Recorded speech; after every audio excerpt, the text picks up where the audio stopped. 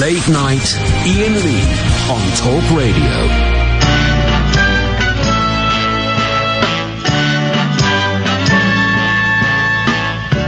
Once I believed that when love came to me, it would come with rockets, bells, and poetry. But with me and you, it just started quietly and grew. And believe it or not, now there's something groovy and good about whatever we got. And it's getting better, growing stronger, warm and wilder, getting better every day, better every day. I don't feel all turned on and starry-eyed. I just feel a sweet contentment deep inside. Holding you at night just seems kind of natural and right. And it's not hard to see that it isn't half of what it's gonna turn out to be. 'Cause it's getting better, growing stronger, warm and wilder, getting better every day, better every day.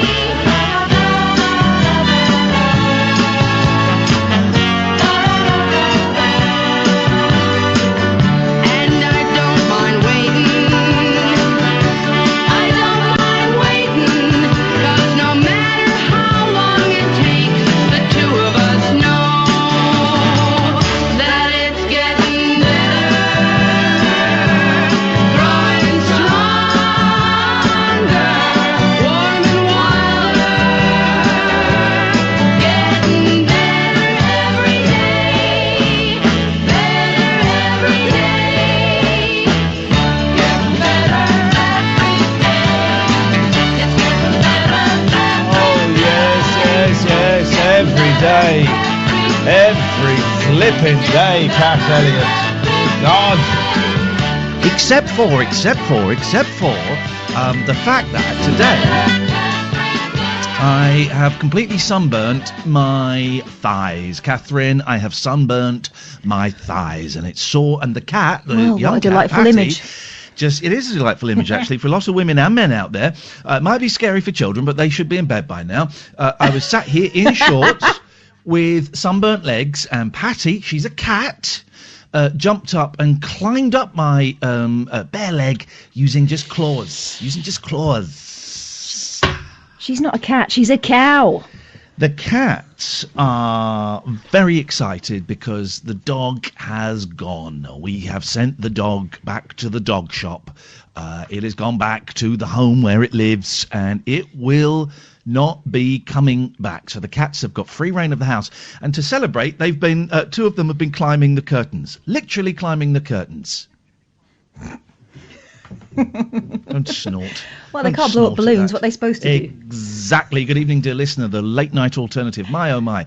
You don't know how close we came to blowing this entire gig off tonight, as the very complicated computer-based system we use to make this show happen wasn't working. And after 4 attempts, I was literally 4 attempts, I was thinking, let's have a night off. But no, goddammit, Amy, who is in London and is connecting us, would not allow us to do that. She gave me a pep talk. She threw a metaphorical bucket of water over me and even slapped my face from some distance away. So we are here tonight with the late night alternative. 0344 499 1000 is the telephone number if you want to give us a call. You know the rules. You can give us a call about anything. It's Friday. Let's dick around. Let's mess around. But we kind of started a conversation yesterday, and I wanted to speak to, I've used the term expert because this guy is is an expert. He's got 2 titles in front of his name. Imagine that, Catherine. We now work on a show where we can book guests that have got 2 titles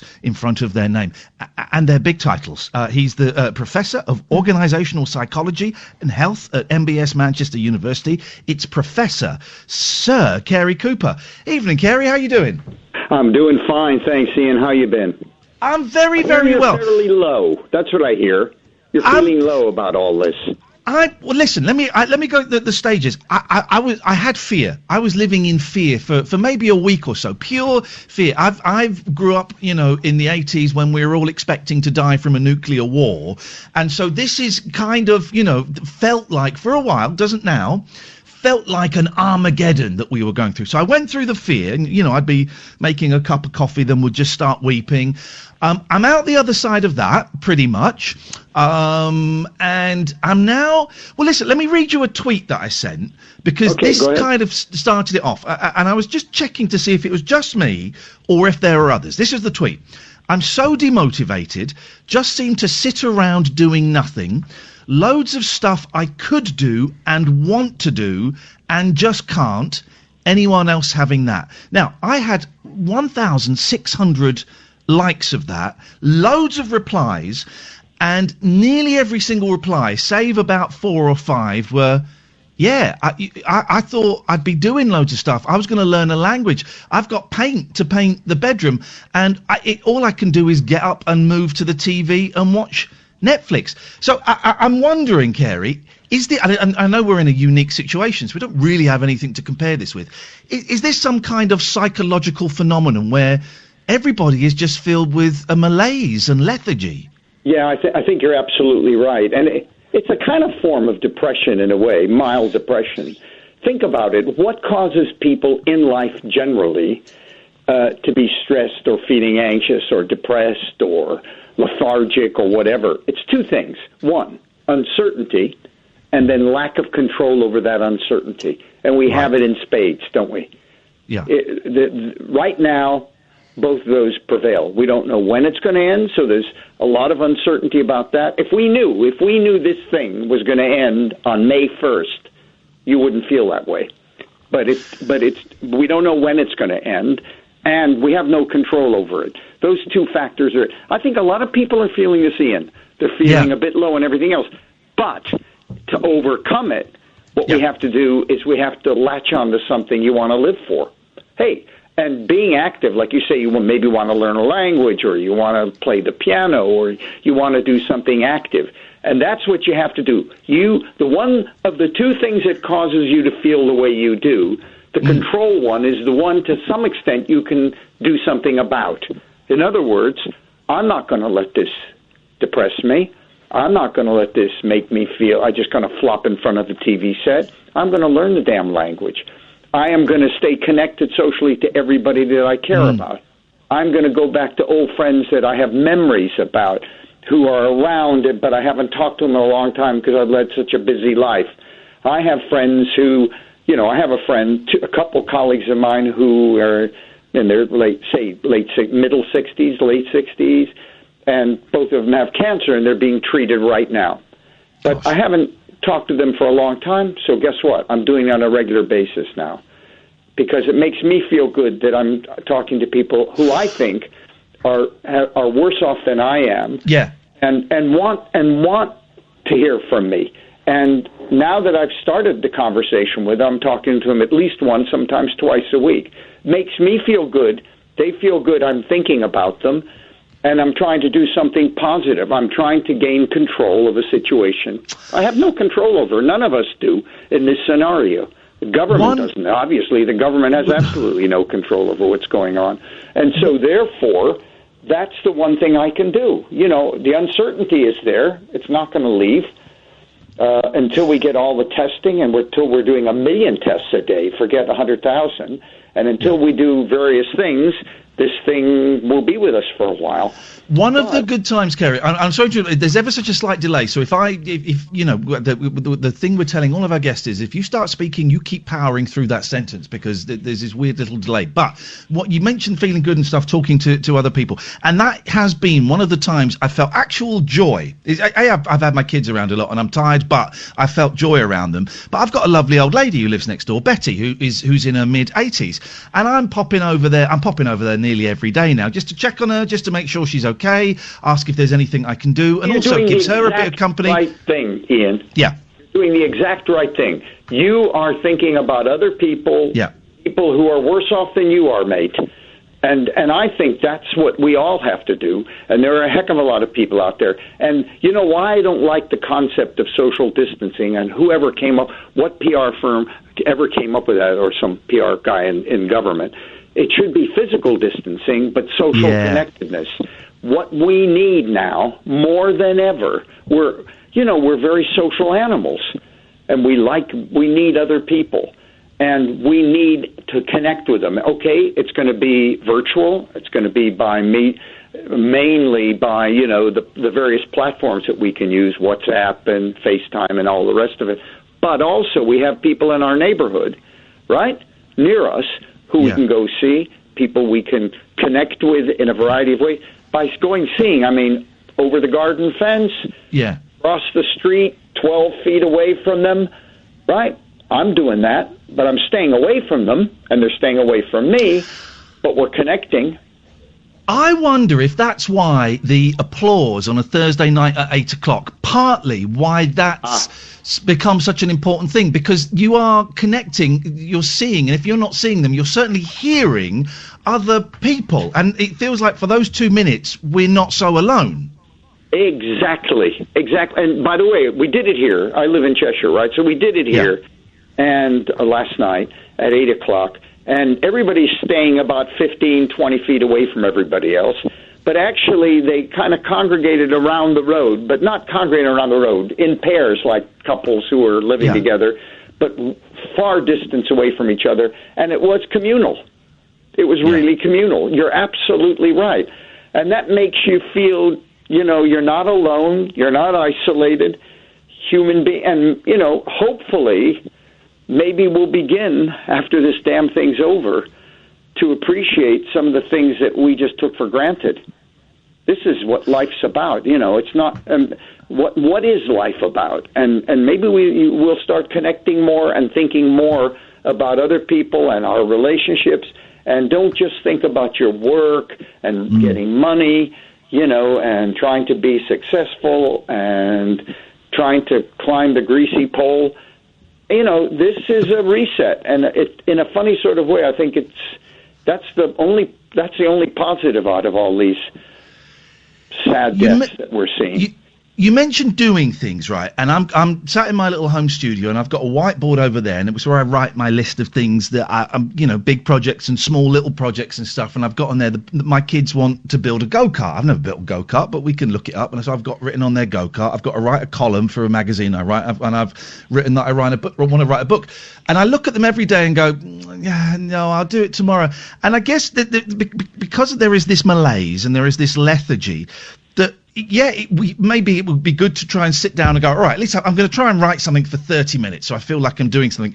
But if at the end of the day we haven't achieved anything, that's okay as well, isn't it? Because it's really easy to get into that thing of going, I didn't do anything, and start beating yourself up and making yourself feel worse. But that's going into the big achievement bit again. You don't have to... You don't have to actually finish it. It's something you're involved in. You maybe want to learn the piano. You want to do that.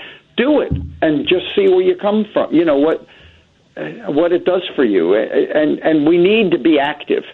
We need to be psychologically active, cognitively active, and we need to engage ourselves. Because by doing that, and the other thing is what you latch onto is your kids, right? Yeah. I'm latching into my grandkids. I have 6 under 8. I am going to be around. This thing's not going to take me. No way, Charlie Brown. I got grandkids I adore and haven't been able to see them for a month now. Okay, so I'm hanging on to that. I'm being very positive. I'm doing a whole variety of things that normally I haven't done, and gives me an opportunity, gives us all an opportunity, and to appreciate it. So, if you're going to do this go-kart, do it.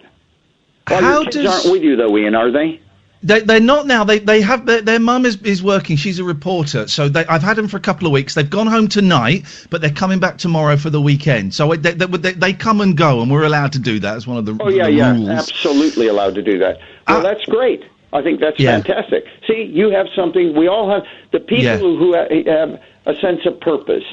There's nothing we can do about whether our immune system is going to be able to cope with it, or whether our lungs will be able to cope with it. You can't just sit around thinking about that and trying to wallow and then go, just watch films all day long. That's not going to sort this out. You got to be active for them and for your future with them. And I think, I personally think, because this is going to go on for quite a while, it'll probably go on for another 6 weeks, minimally, maybe 2 months. Okay, whatever it is, right? At the end of that, I think all of us, as human beings, will reflect on our life and appreciate a heck of a lot more in it, and invest in people a heck of a lot more, rather than just trying to gain status in society or money or whatever it is that we've been, that I think we've been doing probably blindly for too long. Kath, how are you coping with this? Because I know it's a slightly different setup with you, because you're there with your husband and you've got your kids living with you permanently. And as much as I love my boys, boy, it was a relief to say goodbye to them just for 24 hours today.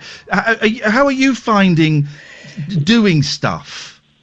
It's been strange this last week or so without sort of the homeschool thing, because that had given us a little bit of a routine. In the morning we had things that we did, and then in the afternoon we'd kind of freestyle a bit more, but it kind of punctuated the day a bit more. And the danger, of course, is during the holidays when you're freestyling, the kids go into their corners and you go into yours. I've read a book. I've nearly finished a book. I don't think I've picked up a book and read this much since the kids have been able to pester me for anything whenever I sat down. So it's a weird situation. I'm kind of resigned to just taking every day as it comes, making sure that it's not I'm making it as not weird as possible for the kids. Yeah. And some kind of routine and structure, Catherine, do you? Yeah, exactly. But also really not trying to think too far ahead. Yeah, I do Monday to Friday like I'm still at work, so I get dressed. Yeah. Smart casual. I don't wear a suit. I never do anyway. But anyway, I try to do that. I do homeschooling with one of my granddaughters from 2 to 3 o'clock every day. And it stabilizes me. Mm-hmm. I think we need that kind of routine, some kind of structure. Hang on a minute, Sir Cary, excuse me. You're a professor of psychology and you don't wear a bow tie? What the hell is going on with this world? Pair of jeans and sweater. You're one of those. Oh my God, standards are falling. How? So where are your grandkids? Are they here or are they back in the States? No. All my I have. I was raised. I've been here for now. I came as a student 50 years ago. Would you believe? Okay, right, I'm in my 70s. Yeah. So I came 50 years ago. I have all my kids were born here, but they're dual citizens because one of them lives in L.A. And I have 2 grandkids in London who I'm extremely close to, 2 in Cheshire, and 2 in Nottingham, right? Okay. But I can't see any of them because I'm, like the rest of us, locked down. Yeah. But trying to, like Catherine said, trying to, fit everything in. You have homeschooling, you have the work you have to do and prepare for that, and everything else. And it's good. It's good to have a pattern and try to keep it relatively stable. Are we sitting on, I'm a recovering addict and alcoholic, and I'd see a therapist, and I'm very open about my mental health stuff. So I'm quite tuned in to my feelings and my emotions and whether I'm up or down. I kind of keep a monitor on it. But I'm seeing from a lot of people who have never knowingly suffered from mental health issues that they're starting to maybe sink a little bit. And I'm just wondering if, when this ends, and when I say when this ends, I'm talking about the whole thing, so maybe in a year, 18 months, when we're pretty much out the other side of this, are we going to see a huge number of people mental health issues, with depression, with anxiety, because we are all realizing now how paper thin our existence is and how little we have control over. And that's a big thing. I've always known that, but that's a big thing for a lot of people to grasp. Yeah, it's very interesting you should say this. About a week ago, a clinical lead for the Northwest from the NHS, a very senior doctor, set up a working group, an advisory group, and we're preparing this, by the way, over this weekend, would you believe, hoping to send it to the NHS nationally and to government. We're looking at that issue and what facilities do we have available. But we're starting with people who are healthcare workers. Think about that. Think about, we heard about that, wasn't it a nurse in King's Hospital who committed suicide after 8 people died in her ward? Oh, I hadn't heard that, but I can believe it. I think that's accurate. It was something like that. That triggered off, is there going to be a post-traumatic stress impact months after the virus is depleted among healthcare staff who have been at the front line? And so we're trying to think of what resources, how do we recognize it, how do we train clinical people to recognize the symptoms in it. But I think 2 things are happening. I think there are a number of people in the population generally now who are suffering anxiety for the first time. I mean, and will suffer it. There'll be some people who have a death in the family or who are healthcare worker who will get post-traumatic stress down the line. If think about the stress they have in what they're doing, think about what they're exposed to, people dying, large numbers of them, and intensely, and they're going to be working long hours as well. They have no option because we don't have enough people, healthcare workers, nurses, doctors, and the like. So I anticipate a post-traumatic stress impact, particularly on the front line, people on the front line, but in families as well. I mean, the front line now as well. Also, you mentioned, of course, the NHS and the brilliant stuff they're doing, but who'd have thought that the front line would also include people who work in Tesco's, Amazon delivery drivers, postmen and women, all of these people that we take for granted and some corners of society look down and sneer upon. These are the ones that are actually really important in keeping everything going. And I do wonder, once this is over and we go back to, in inverted commas, normal, whatever that new normal is going to be, the guy, I had a great chat when I went to Tesco's a few weeks ago. This was kind of before the schools had closed, and I was talking to the guy behind the counter, and I said, have you had much trouble here? He said, yeah, I've had a few people tell me to F off, and there was a fight here the other day, and I just, these people don't get paid enough. And when this is over and they go back to normal, I'm guessing there's going to be huge stresses with them as well. PTSD is probably the right term. Yeah, exactly. It's interesting because now that's being reset now, how we value people. So we pay football players, some football players, and I'm a football fan, by the way, $350,000 to $400,000 a week, right? Yeah. And we pay people who drive lorries to supermarkets to feed us in this time, making themselves extremely vulnerable, by the way. By doing that, they have to deliver, they have to carry things that other people have touched who may be infected. They have to go into supermarkets where there are lots of people. So it's changing. I think it's resetting the button about, who's worth what in our society. Who's who's actually making a contribution. And we're getting all sorts of people who are key workers who are not necessarily at the front line of the NHS. They are obviously key workers, ambulance people and people like that. But I think that's a very valuable thing. And will we value them to the extent that we'll pay them more? I don't know. But I think what was great the other night was about carers and people, all sorts of people, and applauding, the lorry drivers, the people working in the pharmacies, the people working in the supermarkets. I think they now feel we recognize their contribution. There has to be a shift, and when this ends, if the government don't come out and say, right, we're going to pay nurses, for example, a huge bonus, or we're going to give them a significant pay rise, then I think the government's going to get their asses kicked by people who have seen just how valuable they are. Cary, I feel we try and keep this show very upbeat and very light, and this is kind of the longest we've spoken about this because there are so many other shows. But I just wanted people to, if they were feeling the lethargy and the apathy that I spoke of, it's comforting to know that there are others like you. Is there any way we can lend this? Feeling that, Ian. Honest to God, we're going to come out of this. Honest to God, we're going to come out of this, and we're going to come out better for this in a strange way. People who are going to lose family members. That's horrific.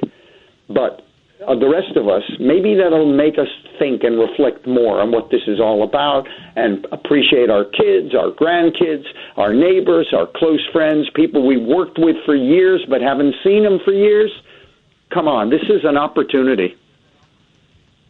There you go. That's what I want. I was going to ask for an upbeat ending, and you've given us one.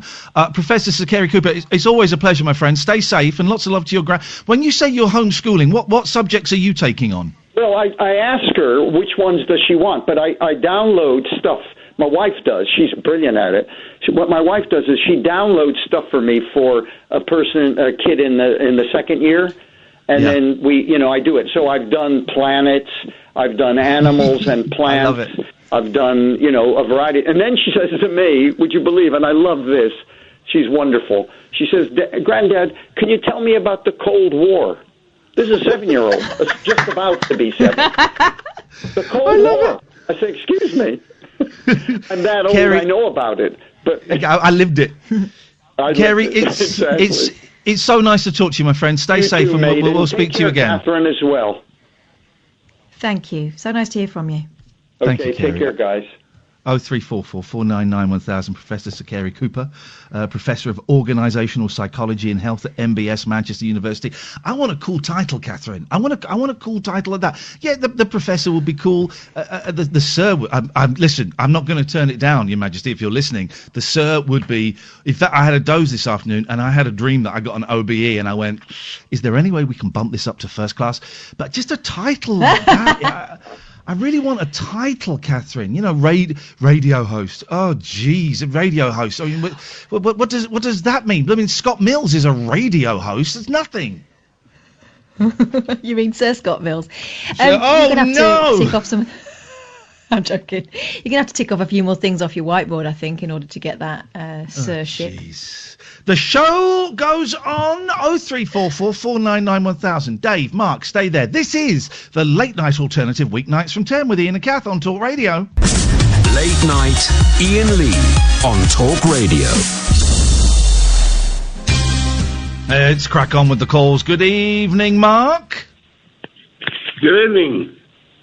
Mark, what do you have for us on this holiest, and this really is the holiest of all Fridays? Well, basically, because of my health condition, cardiovascular disease. The old CVD. Yep, that's the one. That's it. I got a food parcel this afternoon. Ooh. Which is great. Great. Absolutely great. Great. But the food parcel was a lot better than it was the week before. Oh! Which is also great. Great. Now I feel a butt coming on. I thought maybe it was because it was Easter. Yeah. But anyway, my doorbell rang, and I thought, I know that face. And I thought, oh, shit. It's Richard Madeley delivering food. Sorry for swearing. That's all right. Do it again and I'll smash your face in. Standing there in front of me with a high-vis jacket on, but David Cameron. I was close with Richard Madeley. Delivering food parcels. What the hell? Yes, you heard it here first. Can I ask a question? Was there a photographer nearby? I don't know about that. Well, in that case, if there wasn't an obvious one, good for him. Well, yes, I understand the need for, food parcels and everything else for the needy, but it was just a massive shock. Yeah. To see David Cameron at your front door. You should have pulled him up for Brexit. I didn't say it out loud, but my first words in my head were, All right, steady up. Watch your language. Watch your language. Otherwise, I'm going to take that food parcel away from you and give it to someone who's really hungry. Me. And are you sure it was definitely David Cameron? Because he does look like a lot of toffs. It could have just been any toff. David Cameron. It was definitely David Cameron. He just said to me, he went, "Have a great Easter," and I just said, "Thank you." Did you check your doorstep to make sure he didn't leave a baby there? Because he's got previous. He left one of his kids here. Well, that's genuinely brilliant of him. He has no need to do that. Well done, him. He'll do. Yes. I'm not knocking him for that, but I'm also knocking him for a lot of things as well. Oh, you could knock him for a lot of things, but it would be it would take the sourest of pussies to knock David Cameron and pull him up for whatever you may consider he's done when he's delivering you a food parcel during a global pandemic. Yes, that's absolutely fantastic. I mean, why was this parcel? He wasn't. Why was this? Yes. He wasn't wearing a PPE, whatever. He just came to the door with a high-vis jacket on, which had the name of the charity on the back. Yep. And he just delivered it. Did he stand 2 meters away from you? Was he social distancing?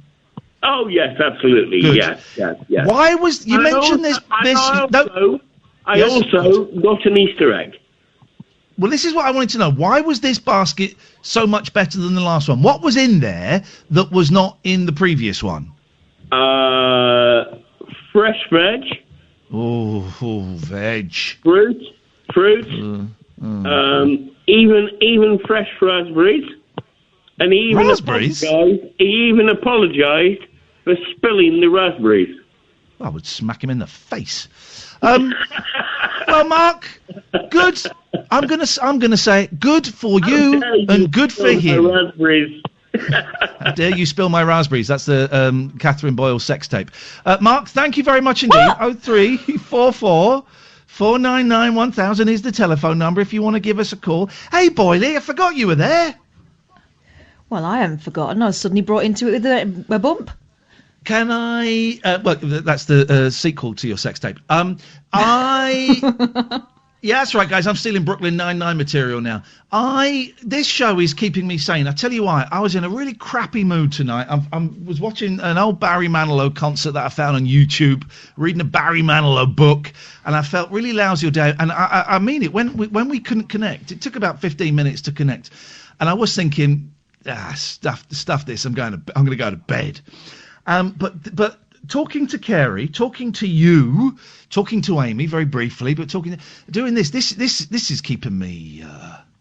This is keeping me sane. This is keeping my feet on the ground. This is keeping me alive. I've not finished listing things it's keeping, Catherine. So please exhale. This is keeping me sober. This is keeping me clean. This is keeping me. Please don't exhale that much. This is keeping me. This is keeping me. That's all I'm saying. Okay. Good. Now you can. I'm glad it's keeping you. It's all about the social connections. Cary was right, this idea of social distancing puts in your mind we've all got to, forget about each other. Actually, the contrary is the truth. We're all in this together. What song is that? Do you know what the song that is? We're all in this together. Yeah, it's from High School Musical. The only song I know from... so this is the song that we are talking about here. Here we go. Yeah. Whoa. Uh-huh. Together. Hang on. Together. Oh, I'm watching it. I love High School Musical, the first one. It made me cry. I'm watching it this weekend. I got the Disney Channel. I can watch this over and over. Yes, man. It's a great. Have you seen the High School Musical film, Catherine? I don't think I've seen it sober. But I enjoyed it. It's a great movie. It is a great movie. Here we go. This is the song. You know this one? Do you know this one? Let me tell you about it. It goes like this. Oh God. You bet there's nothing but net when I'm in the zone and on a roll. But I've got a confession, my own secret obsession, and it's making me lose control. Everybody gather. I bake. What? I love to bake. I love to bake. Strudels, scones, and even an apple pandowdy. Someday I hope to make a perfect creme brulee. No, no, no, no, no, no, no.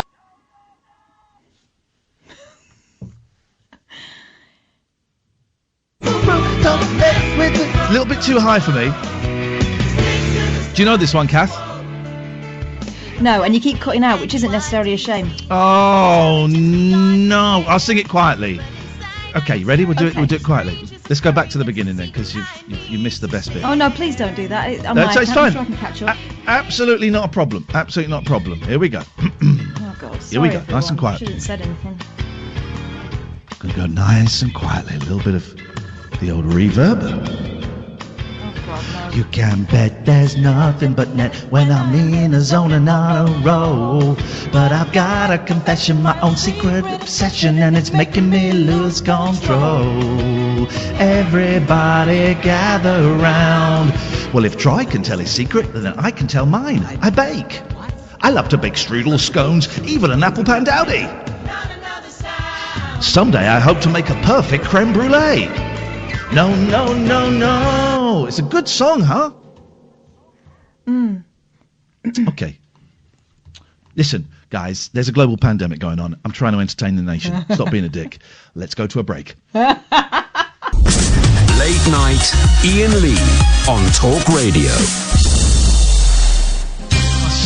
Just to let everybody out there know, and when I say everybody, I mean cool cats and kittens, that you can actually buy drugs online and they will be delivered to your door. Drugs. Hope that helps, Catherine. And that is relevant to what? Well, I got some okay, you've outed me. I got some drugs. I ordered some drugs online a couple of days ago. They were delivered to my door today. That to me, and I'm off my face. What drugs are we talking? Tiger Balm. Tiger Balm. Oh, I just took a big sniff. Tiger Balm. Yeah. It's not really made from tigers, is it? It's what they do is they crush the testes, and the juice that comes out from the crushed and pestled and mortared testes is then made into a gel, and it's called Tiger Balm. And let's just say I am floating through the air. I'm floating in the midnight sky. I love it. Love the Tiger Balm. What are the properties of Tiger Balm? Let's read the ingredients. Oh my eyes. Tiger Balm. It says here, made from pure tiger bollocks. Okay, well, there you go. Let's go to Dave. Good evening, Dave. Welcome to one of the least listened to late night radio shows on British radio. Hello, Ian. How are you? None of your business, Dave. What do you want? That was rude of me. I'm so sorry. I don't know where that came from. I just wanted to say that it's been 2 years to this day when I first rung up this radio show. So happy anniversary, Ian. Happy anniversary, Dave. Can we recreate that call? Yeah, you played a song to me called "These Are the Daves I Know."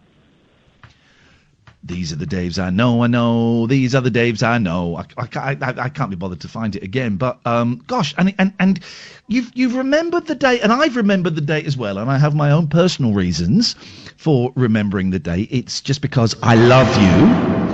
But what are your personal reasons for remembering the date, Dave? Well, I have the call saved, I think, somewhere on my computer. Oh. And it comes up like 2 years ago today. Things. Oh, That's Dave. Dave, I just want to touch myself all over, and for very many reasons, one being I'm completely sunburnt. I can't do that. What a shame. What a shame, Dave. But let me rub some oil on later on, and I'll see what I can do. Well, I look forward to another slightly disappointing call in a year's time, reminiscing on that call and it being our 3rd anniversary. And then the 4th and 5th. All right, mate, calm down. Get over yourself. 0344 499 1000 is the telephone number if you want to give us a call. That was a great call, Catherine. If anyone else wants to call in with anniversaries, I'll do that. Yeah, he managed to combine touching and creepy. It's difficult. My favourite kind of. Let's go to Wayne. Good evening, Wayne. Hi, Kath. How are you? How the devil are you? None of your freaking business. Why do I keep I don't care like anyway. Good lad, Wayne. Good. I'm going to help you to build a go-kart. Oh, I tell you why. Where I live, they have a little thing called, you've probably heard of it, the Cop Hill Climb. It's where loads of crappy old cars drive up a hill. I believe Jay-Z enters it. Well, at least that's what my neighbour told me. She says, if you go there, you might see Jay-Z. It turns out she meant Jamiroquai, JK. Anyway, they also have, in a separate field, they have what do they call it? They don't call it go-karts. They call it melt bottle. Billy Not melt Cats. bottle. The what? Billy Cats. No, not Billy Cats. Soapbox challenge, where you get these soapboxes and they're on top of a ramp and they go down the ramp and they have to drive around a few bends and all that. And we've been the last couple of years and my boys keep saying, can we make one? And I have said yes. I haven't got a clue. So tell me what to do, Wayne. Right. I had an appointment with my psychiatric doctor, but he did it God, it's going to be a nuts soapbox. No, it's not. It's going to have guns on it, right? I was smeared in fecal matter. No. Go on. Get out. So my grandkid said, Grandad, build me a go-kart. So I got their old pushchair and I took the top off. Oh. And I thought, well, I can adapt this. But while I was doing it, I got a video call off the psychiatric doctor, FaceTime me. And he said, what are you up to? And I told him, and he turned and said to me, well, I remember doing one for my kids. And he said, I used an old Asda's, what do you call them, what you put... I know what the word is, but I'm going to let you think of it. No, don't tax me tonight. I'm enjoying this. There we go, he's got it. Well done. So, apparently, the psychiatrist, he cut the top off, and he used that. And I thought, right. But I'm not brave enough to go to Asda's and pinch one of their trolleys. No, you can't. I used to work at B-Jams, and one of my jobs, and I used to love it because it meant you could take like 3 hours off, was to walk around the horrible, horrible estates that surrounded it. And they were, for anyone who lives in Slough, my God, you know, you want to walk around the Britwell estate looking for shopping trolleys. And if we saw a shopping trolley in someone's garden, we had to go from B-Jams, we had to go and get it. But people would come out and go, oi! Get off my effing shopping trolley. And you go, it belongs to us, we're BJ. Leave that alone. It was horrible. Oh, all right. Well, I've got another idea as well. Well, I haven't. I'm pinching off the doctor. He said, pinch your neighbour's wheelie bin. You got two bins. Yes. Honest as I'm talking to you now. He said, if you need two bins, he said, then you can join them together. Two wheelie bins, wheel each end, obviously. I don't want my kids sitting in a wheelie bin. I don't want them sitting in a wheelie bin. No. Also, which one of your neighbours are you going to leave without ability to throw things away in the time when we need to be really, really clean? Oh, it'll be Dave next door. I've worked that out already. No, I won't bring you back. No, he was just giving me ideas, Catherine. What you do, you don't the wheelie bin. Criminal ideas. The wheelie bin wouldn't be upright, it'd be laid down, but imagine where the lid was, you had another set of wheels. God. Iain, I'm tossing this in the air for you. I'll toss you in the air in a minute with my fist. No, that sounded wrong. That sounded worse than I meant. You know the advert you've got? One sheet, it cleans, yeah? Yeah. Right, I remember when that first launched on TV, It's a He was nickname for one of our bent over a ex-callers. cooker. Happy memories. Yeah. He was, he was bent over a cooker. This is embarrassing. He was bent over a cooker. Not at this time. He didn't And say your he was doctor safe. phoned up and said you should steal his cooker. No. He was wiggling his bum up, and I thought it was a woman. And I thought, oh, what a booty. Then they did the zoo there, and it was him. And I just hate the man ever since, because I was thinking about his booty. Because he made you gay. Wayne, thank you for your call. I think 0344 499 1000 is the telephone number. My word, Catherine. You can't hate someone because they're fabulous, for God's sake. No. Pete says, I'm calling bullshine. Then, because Pete's a pussy, he backs down a bit. Stroke mistaken identity on that first caller. Not a single mention of Cameron being cited on social media. More than just that guy would have seen him, surely. That's a good point, Pete, and it doesn't fit in with the selfish scumbag image that many of us have of David Cameron. So we need to know, is David Cameron out there spilling raspberries that belong to men with heart conditions? 0344 499 1000 is the telephone number if you want to give us. You say something. I've done all the talking so far. You say something. I'm bored. My own voice. Oh, let's talk about the Archers. Oh, let's talk about the Archers in a minute. I want to speak to Dean first. Good evening, Dean. Hello, Ian. Hello, Kath. Happy Easter to you both. Do people say Happy Easter? Is that a thing? I have to say, I was hungry tonight, and I had my Tesco's microwavable pasta, and I was still peckish, so I had an Easter egg that I'd bought for the boys. Really? Yeah, no, but they've still got two Easter eggs each from me, and I bought them an Easter egg like a month ago when I first went to Tesco, thinking, the Easter eggs will be... So they've had 3 Easter eggs from me, so they can get stuffed, and I let them play Fortnite all day today while I dozed in a hammock. So screw those losers. Okay. There we go. Oh, dear. There we go. How you doing, Dean? You all right? Yeah, I'm fine. I just wanted to ring up and say Happy Easter to you both, and thank you for the other day. It's actually lifted quite a weight off of me. Good. And good. Thank you for your message on Facebook. It's appreciated. I'm still struggling, and but I'm okay. Good. What you got? What? I was about to ask a really old-fashioned question, but I'm still going to ask it. What plans have you got for the weekend, Dean? Nothing. I'm staying indoors. Yeah, of course. As the words are coming out of my mouth, I thought, yeah, that's dumb. He's going to do nothing, like everybody. I'm not feeling so good at the moment, but it's not anything to do with the virus or anything. Good. It's just my breathing's played up at the moment, and thankfully I've got at last got a delivery slot from one of the supermarkets because the government had lost the letters, and they've come through now, and they phoned me up today and offered me a delivery slot on Monday.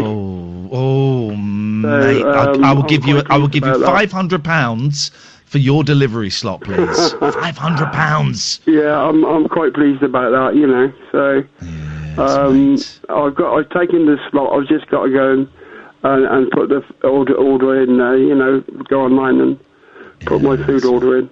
Yes, man. Enjoy that slot. So I got to do it by midnight Sunday. So okay, you got plenty of time. There's nice I've got a bit of time to do it. So little think anyway, over. I just want to thank you guys because you don't know really. Actually, I was rock bottom, and I can see a way up again. Oh, mate, that sentence fills me with joy. The last bit of the sentence. Yeah, it's hard, but I can see my way up again, and I hopefully, I'll get to the other side. You're a good man. I hope this doesn't upset you, and I hope you don't think that this is in any way stalkish, but you did send me a little message on my Facebook page, which I read, and then I clicked... Yeah, just saying thank you. Yeah, I clicked on your Facebook page, and I saw a really lovely picture of Emma, and it was a delight to be able to put to see her face. So thanks for reaching out on Facebook. Emma on there, and I did have one on the title page for a long time, and I took one down, and I've got to put another one up. Beautiful. I can't get out to see her either. You know, that's another thing, you know, to go to the cemetery, you know. Yeah, that'll be tough, but don't worry. You'll get there. And when you get there, it'll be messages wonderful. to the kids and wishing them a happy Easter and everything. And at the moment, I've had no response, but you know, keep going. I've got to deal with that, haven't I?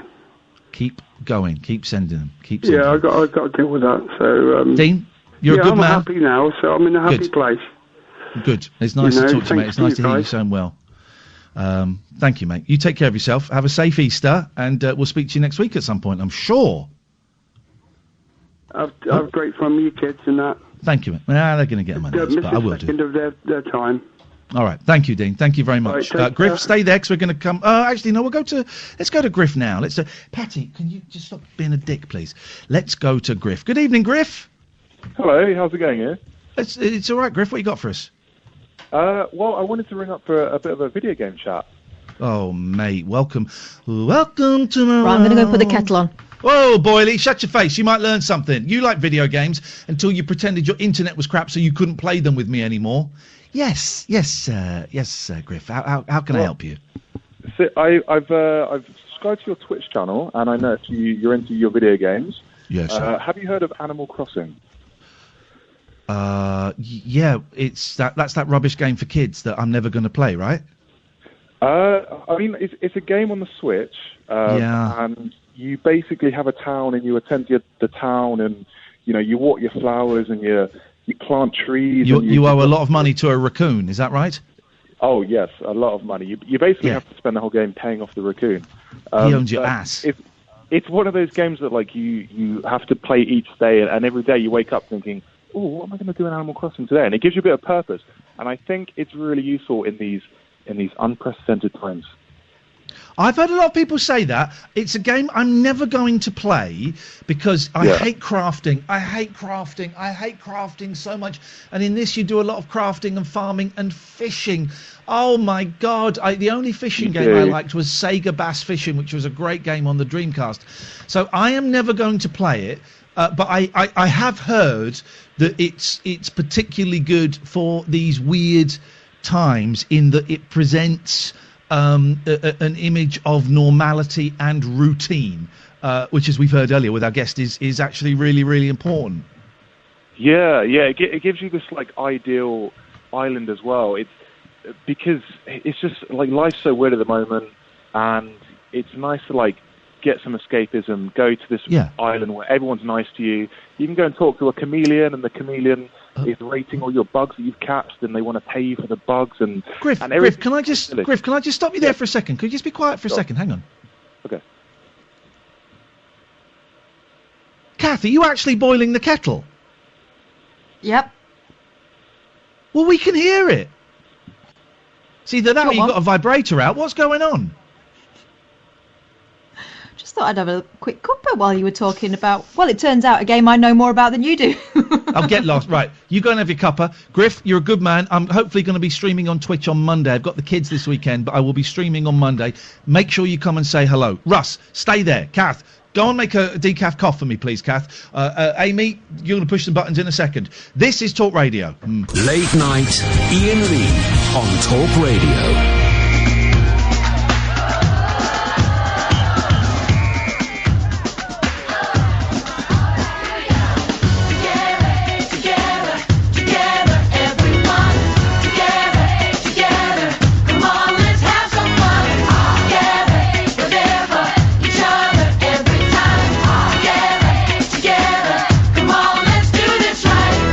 Here and now, it's time for celebration.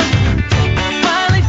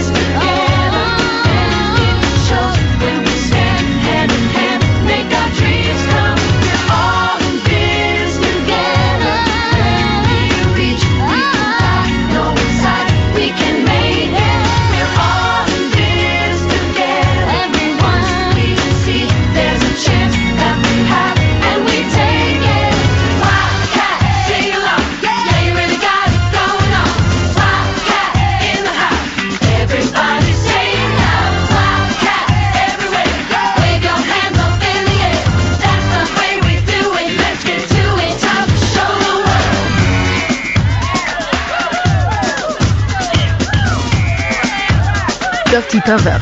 Dick. You're a fanny. I've got a mouth full of sausage. I'm David Babcock and I got my willy stuck in the hoover. Aren't your balls normally held back by your willy?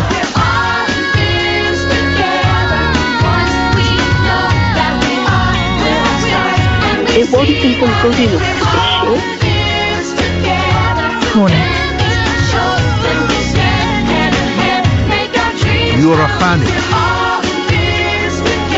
Loving her brush.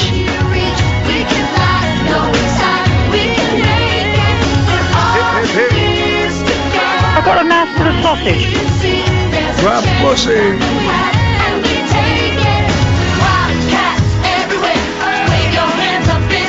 Please do it. Dear. 0344 499 1000 is the telephone number if you want to give us a call. This is the Late Night Alternative. I am man, you are... Woman.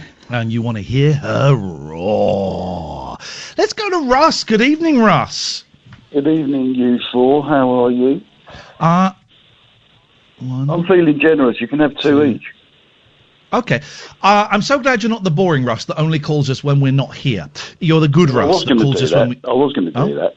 You're allowed to call us when we're not here, but there's a boring Russ that calls us when we're not here because he's a knob. There's loads of callers, right, that call the show when we're not here. Some of them are banned for being liars.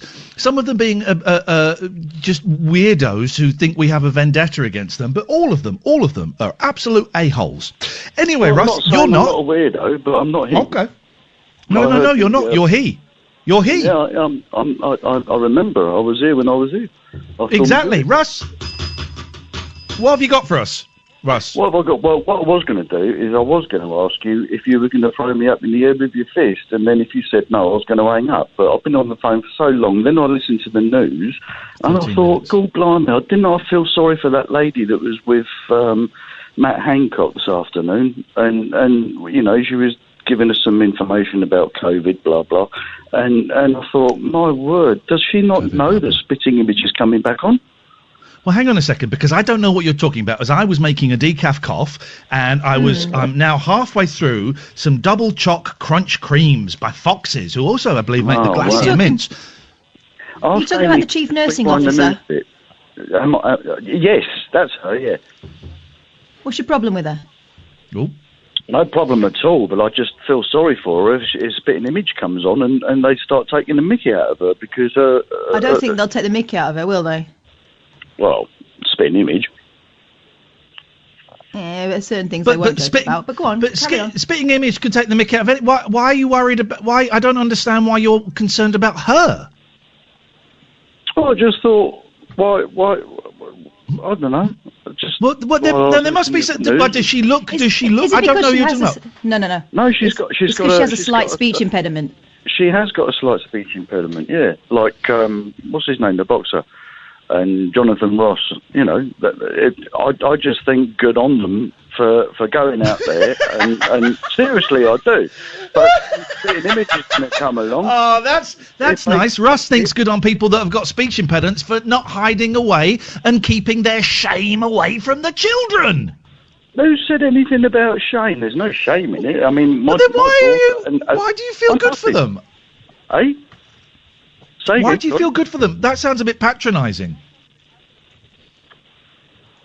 Maybe. Yeah. I'm just thinking of it in a good way, though. I'm not thinking of it in a patronising way. No, it's only a little you obviously think it's funny. You obviously think it's funny in some way. Well, I would think it would be funny in a spitting image type of way. It would be funny, wouldn't it, if she was the type of person that could take it on the chin and like, you know, Jonathan Ross, we've seen that, we've done that, with Chris Eubank, that's his name, we've seen that, we've done that, and then Greg Davies made it even more funny because he was doing it and he didn't know that Chris was behind him coming in on the show. It's just the funny stuff of... I just see the funny side of all sorts of things. I'm like that. Maybe I should write it down. She's talking about her colleagues dying. Okay. Yeah, maybe. Oh, for Christ's sake, no, I wasn't. No, really, I wasn't. I wasn't. Well, I am not taking the mick out of her colleagues dying. No, and that's not what she said. That's not what she said. But surely, if and I don't know what this woman was talking about. But if that's what she was talking about, then no one would take the mick out of her, even spitting image. They're not going to use that. they wouldn't use that dialogue, obviously, clearly, totally and utterly. But the lady, she's... Hey, listen, she's up there. Russ. She's a woman. She's a tough human being. I'm sure she can put up with people. If people want to take the mickey out of her, I don't even know what she sounds like, but if people want to more for them, I'm sure she can handle herself, Russ. You don't need to worry about that. This isn't the phone call it was supposed to be. Well, I'm trying to end it peacefully. You're making it into a thing. This is how my relationships end. I'm ending it peacefully. I'm putting tiger balm on an open wound, which is not a good idea. Trust me, guys, that's really smart. But I'm trying to smooth things over. I'm saying she is a tough individual, I would imagine. I don't know her. And that she can cope. If someone decides to take the mick out of her, I'm sure it will be water off of a duck's back. I'm not calling her a duck. See, we can't say anything, can we? Russ, thank you very much indeed. Let's go to Gary. Good evening, Gary. Oh, hi. Oh, hi. Hello. How are you? Am I live on the wireless?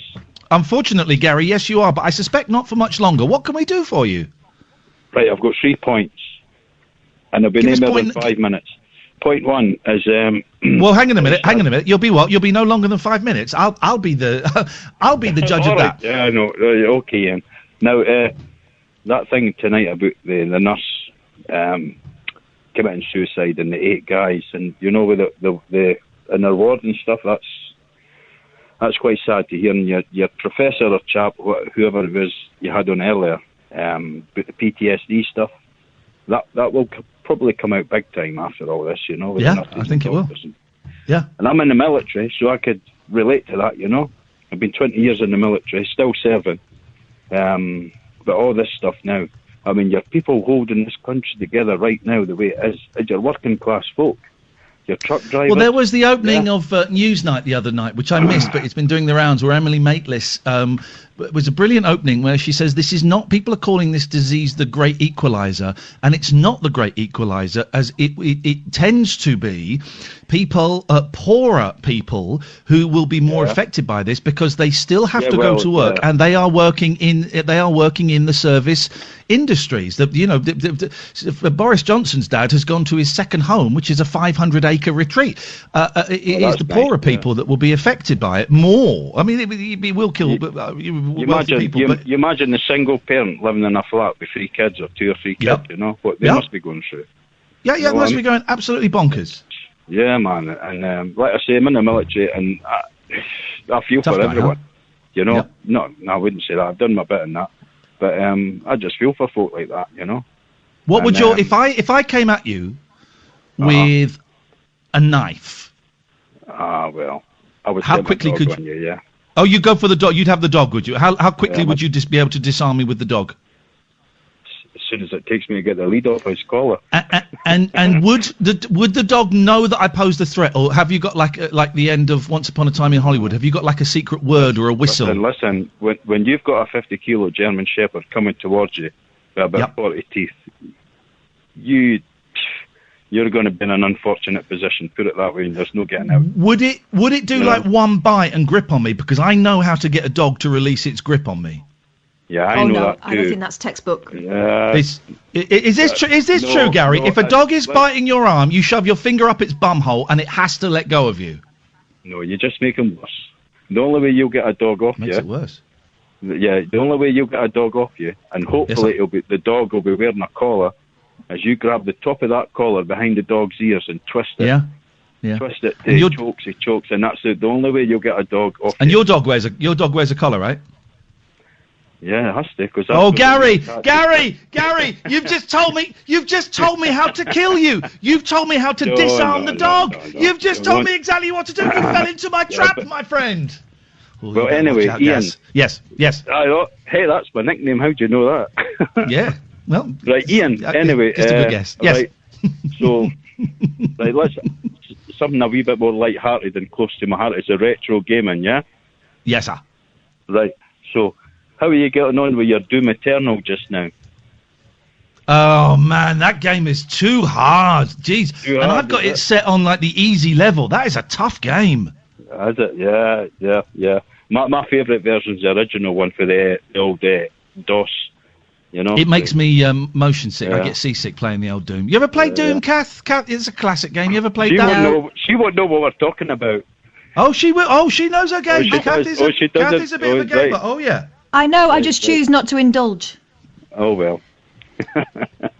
And I mean, obviously, you know what magazine I've been reading. So what makes you like Razzle, like the BBC Micro? No, Parade. There you go. I was an escort man myself. It was the second computer I had, and it was the first one that I made a real kind of connection with. You know, and I loved it, and I still love it, and I've got all of the games now on my PC, so I can play them anytime I want. I'm gonna stream Elite at some point, the BBC version. It's just a great machine. It may not have had the best games, but it's a great machine. Yeah. Well, that's another thing I was going to say to you. Was I mean, you know about. I mean, I could say the PSX classics to you. You know exactly where I'm going. What's your opinion on all that? Folk like myself buying these minis, converting them, so to speak. Where do you stand with that? Well, I mean, it's the only way I'm going to be able to play these games. My son's 7 years old, right? Yeah. Let me tell you where I stand. Guys. Old Chicken and Monty on the Spectrum through the PS, and he was loving it, you know. Oh, my kids love Chucky Egg. My kids love Chucky Egg. Let me tell you where I stand. Let me tell you where I stand, Gary. I've not treated myself for a long time with anything, and it just arrived yesterday, and I've not had a chance to set it up. I have bought a modded. Catherine, indulge me. Stop rolling your eyes like that. I can't even see you, but I know that's what you're doing. You got noisy eyes. Oil them. I have bought a modded Dreamcast, Gary. It now goes out in HDMI. It's got a new cooler in it, and it means I can put in a memory card that's got every single game on there for the Dreamcast. I can play them whenever I want. I just need to be bothered to set it up. So I love these emulators. I love these old machines. I love it. I love it. Yeah. I mean, I've had the Raspberry Pi, but I think since the PSX Classic came out, that's been kicked to the side, the Raspberry Pi, because it's quite phenomenal. But I mean, that wee machine out the box is pretty pathetic, But when you mod it, it's like the bee's knees, you know. Gary, I'm going to ask Amy to put your fader down so that this is the final word on this conversation. But I bought a PSX, a PlayStation Classic, PlayStation 1, or PlayStation as we used to call it. They didn't call World War One. They called it the World War. They didn't know there would be a second one. It was the war to end all wars. And then there was a sequel, you know. So at the time, it's like 1915. They're like, are you going to go and fight in the World War? It's like, yeah, okay, sure. We didn't call the PlayStation, Catherine. They called it they didn't. They called it the World War and then it became, when they had the Second World War, they said, well, what do we call this? We should call it the Second World War. Let's go back retrospectively, and we'll call the World War, we'll call that World War One. We'll drop the and we'll add a one at the end. So the World War became World War One. Why are you telling me this? You're talking to a soldier, aren't you? Well, World War. I've cut him off. He was rambling. World War Two.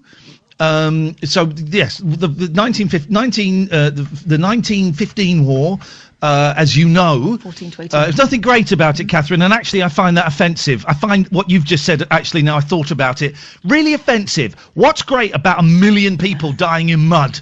What's great about it? Nothing. That's what's great about it. Nothing. It's called World War. You can't see anything these days. It was called. You can't, says the person shooting her mouth off on radio. It was called the World War. And then when World War II came around in the 50s, they called it the Second World War for a while. Then they changed it to World War II, and they went back and they called it World War. But what I'm saying is, we didn't call the PlayStation. We didn't call it PlayStation 1. You know, we didn't call it PlayStation. We called it the PlayStation. Have you got the PlayStation? We got the PlayStation, and now it's PlayStation 1. I've not finished. Stop intaking your breath, please. Why are you bullying me tonight? Why are you bullying me tonight, Catherine? Who's rattled your cage? Go on. Let me get pen and paper. I want to write down names. Who's rattled your cage, please? Oh, my cage is unrattled. I'm fine. I was just listening. It's fine. It's interesting. Go on. Go to a break, please, Amy. I'm fuming now. Late night, Iain Lee on Talk Radio. Thank you for that apology, Catherine, during the break. And I understand you wanted to keep it private, so we will not mention it again. Thank you very much. It's appreciated. Good. Oh, Yeah. Okay. 0344 499 1000 is the telephone number if you want to give us a call. Let's go to Alistair. Good evening, Alistair. Evening, Ian. Evening, Catherine. Now. Good evening. Yes, now. Now. First of all, I'm happy to report I've found me relative serenity back again, Ian. Oh. With AA. It's all sorted. Welcome. Good. I've relinquished the Zoom thing and somebody else is doing it. I am now happy. Brilliant. Good. There you go. And it's not uncommon to have these little kind of bristly moments in AA. It's fine. We're all humans and we all come from different backgrounds and we all want the same thing, sobriety. But the principles, not personalities. That's what we have to try and remember, and it's a tough one to remember. Indeed. But the reason I rang up was because just wanted to let you know, when you and Kath, I had a very lucky, actually, to have a session with Pete Heat. Oh! Did you book Pete Heat? Yeah. I didn't book him. I was very, very lucky and humbled to be asked to guest with somebody else who booked him. Magic! Who you know.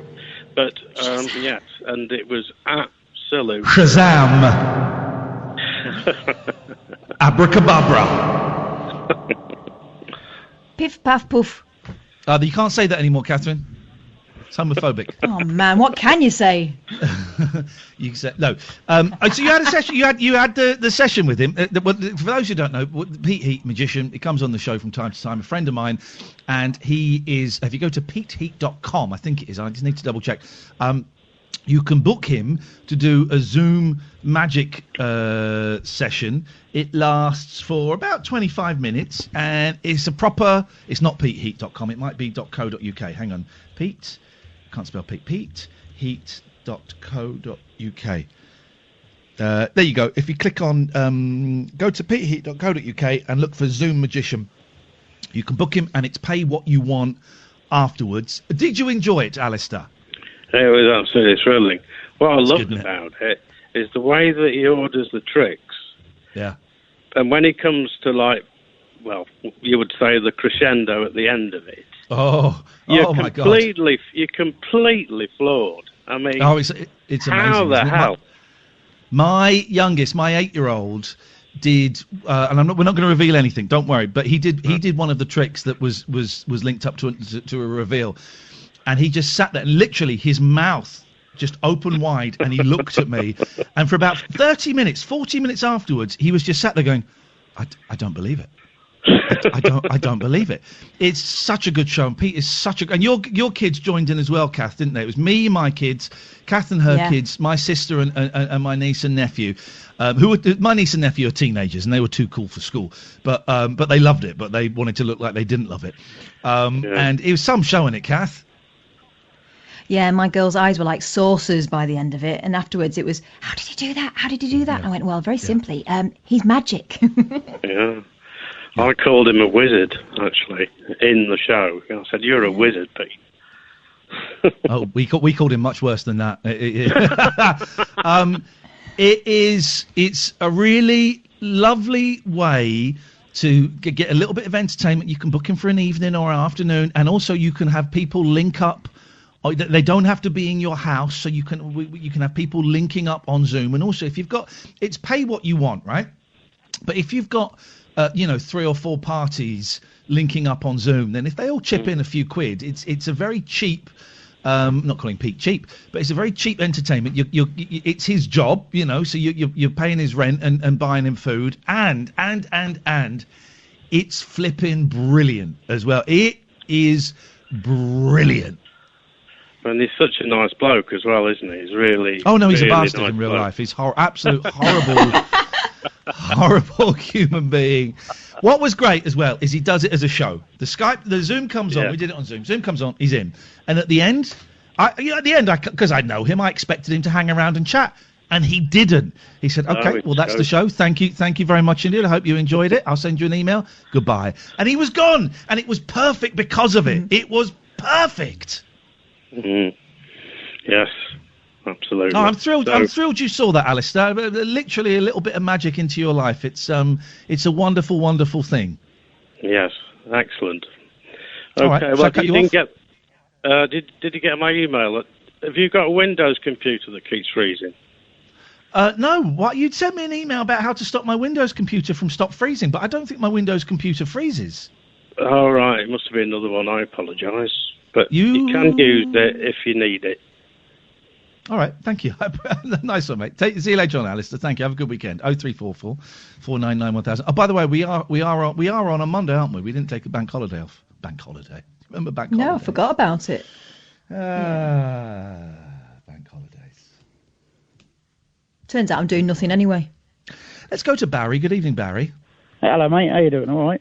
Yeah, Barry. What you got for us? No, I was just listening to one of the callers before you, the veteran, about the dog and all that sort of stuff. Oh, yeah.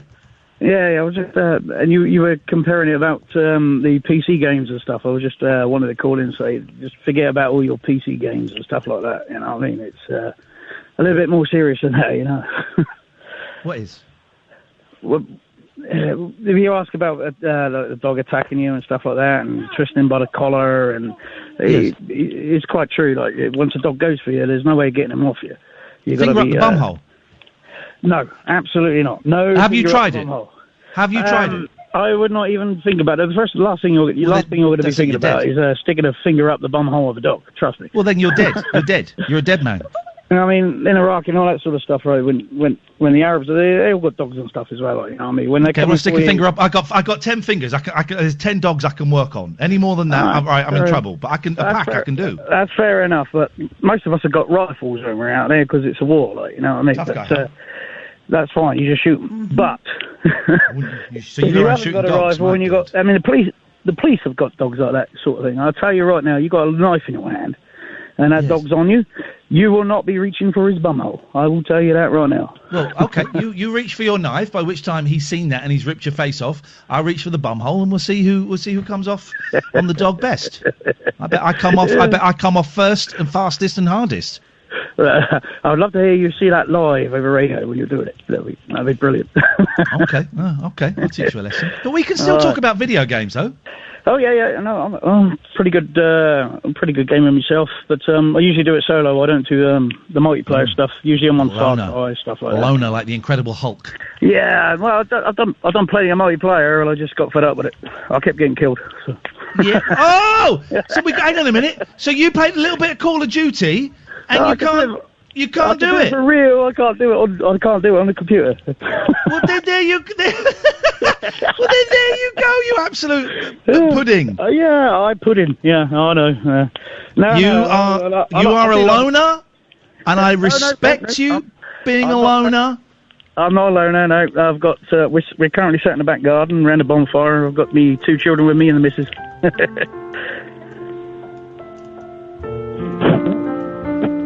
I'm playing your theme tune, Barry. Hello, are you still there?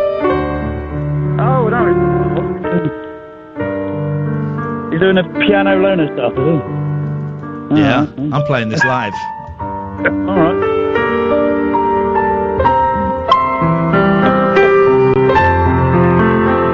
Don't go stabbing any dogs this weekend if you can avoid it, please, Barry. Yeah, I won't be doing that. Thank you very much indeed. 0344 499 1000 is the telephone number. One of my cats is causing me to eat brown air again. These things happen. These things happen. Give me a European country, Catherine. Italy. Ah, it's Italian. What do you want to know? I come here and I clean your face and I spit in your eye. You touch my woman and I smash your balls. Give me another country. I'm suspecting they're going to sound similar. You're suspecting, are you? Are you France. suspecting? Don't suspect. You said suspecting. Bonjour, madame. I would like to be making love to you, but my wife will be home in 20 minutes, so we can only do it twice. Would you like to go upstairs and put on this negligee, and I will get my croissant? I will butter my croissant. You put on the French knickers, and I will be making love to you in the wardrobe. Another one? And do more. Another one. Can you? Germany. Was is that? What do you want to know about the Germans? You see? The Germans will be too busy to making the love. And we will not be doing this with you. We will be getting the German shepherds, and we will be setting them out to find the rabbits. And when they get the rabbits, we'll be eating them for our tea. Next. Any European country, I can do it. Is there any reason why we're doing this other than to cause offence to people who, quite frankly, don't deserve it? No, it's to cause offence to people like you, Catherine, and you do deserve it, because I'm showing that, yes, you can speak the languages. You can speak the languages. I can do the accents. Okay. Yeah. Okay.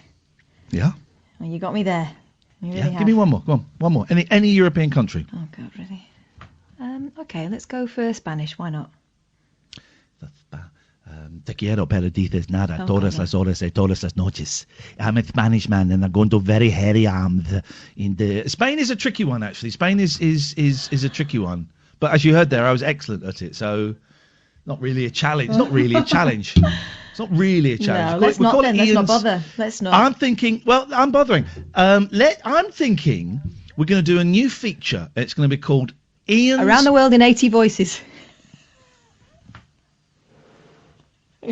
Oh no! What we can do is we're going to do it. We're going to. But I'm going to do different characters from one very specific island, and we're going to call it. This is great.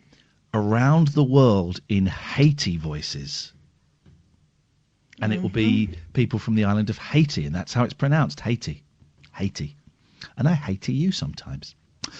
We're going to call it Iain's Friday Night Challenge, and it's going to go something like this. Iain's Friday Night Challenge. And it will be a challenge that I will set myself every Friday, and I will ask you to kind of push me, to tug me off in the challenge direction that we want to go, and I will succeed in the challenge, and people will respect me very, very highly. We've done tonight's challenge. It's European accents, and I think you'll agree that was a 10 out of 10. So join me next week for Iain's Friday Night Challenge. That's what I've been working on all week. Oh, good. I'm glad you're getting projects. And I'm very proud of myself. Very, very proud of myself. What have you got? You don't need to learn the languages, just learn the accents. That's the way well, forward. exactly. Everyone, yeah, obs, they all speak English. Well. Oh, God. An online video chat for fans of the BBC Radio 4 series, The Archers. Yeah, we go. And by the way, the Archers followed my suggestion. They're coronavirus free. I suggested that. I tweeted saying, please, for the love of God, keep the Archers. I think it's set in the Arndale or something, isn't it? Arndale. Please, Breslau. What's it set in? Fracknell. Ambridge. Ambridge, that's it. It's just outside Birmingham, and it's recorded in Birmingham. And I tweeted, please keep the Archers coronavirus free, and that's exactly what they've done. Thank you, guys. Thank you. Do they record pretty much on the week then, or are they a little bit in advance? They're a bit in advance, but I think they've made the conscious decision to stay coronavirus free, which is wonderful. Is wonderful. Okay. Well, that'd be a bit boring to write, wouldn't it, otherwise? This is the headline that caught my eye on the BBC online website. Okay, Archers fan event invaded. Archers fan event invaded, but... I'll be quiet, sorry, because I did actually... hang on a second, time out, or as my boys say, pause. Guys, if you were listening to the Arnold Schwarzenegger show... And you heard Kathy's burp there. Please on Twitter say burp yes. If you did not hear the burp, say burp no. Reminder, if you heard my assistant Kathy's burp on Twitter, say burp yes. Assistant. I'm Arnold Schwarzenegger, it's my show. If you didn't hear lockdown can't go on for another 6 weeks. If you didn't hear the burp, then you put burp no. But we did hear the burp over to my assistant Kathy, who got a story about the English rock and roll show, The Archers. Assistant. Oh, is that what you're going with? Yeah, that's right. I promoted you. Yeah. Right.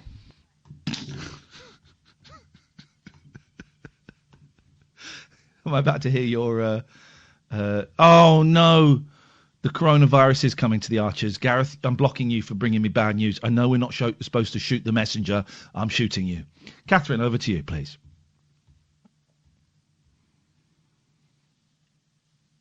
I can keep... Just to say, I know what you're doing here. I got this. I understand. I can keep quieter on a live broadcast way longer than you. And I am ready to play this game.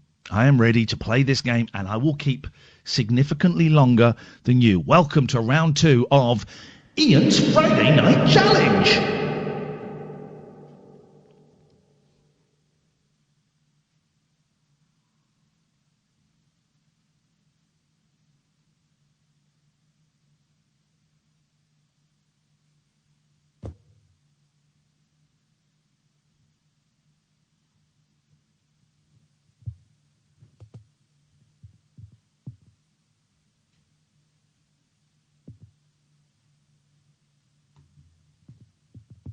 Okay, all right. Well, you can keep quieter longer than me. That's fine. That's it's an interesting thing to learn.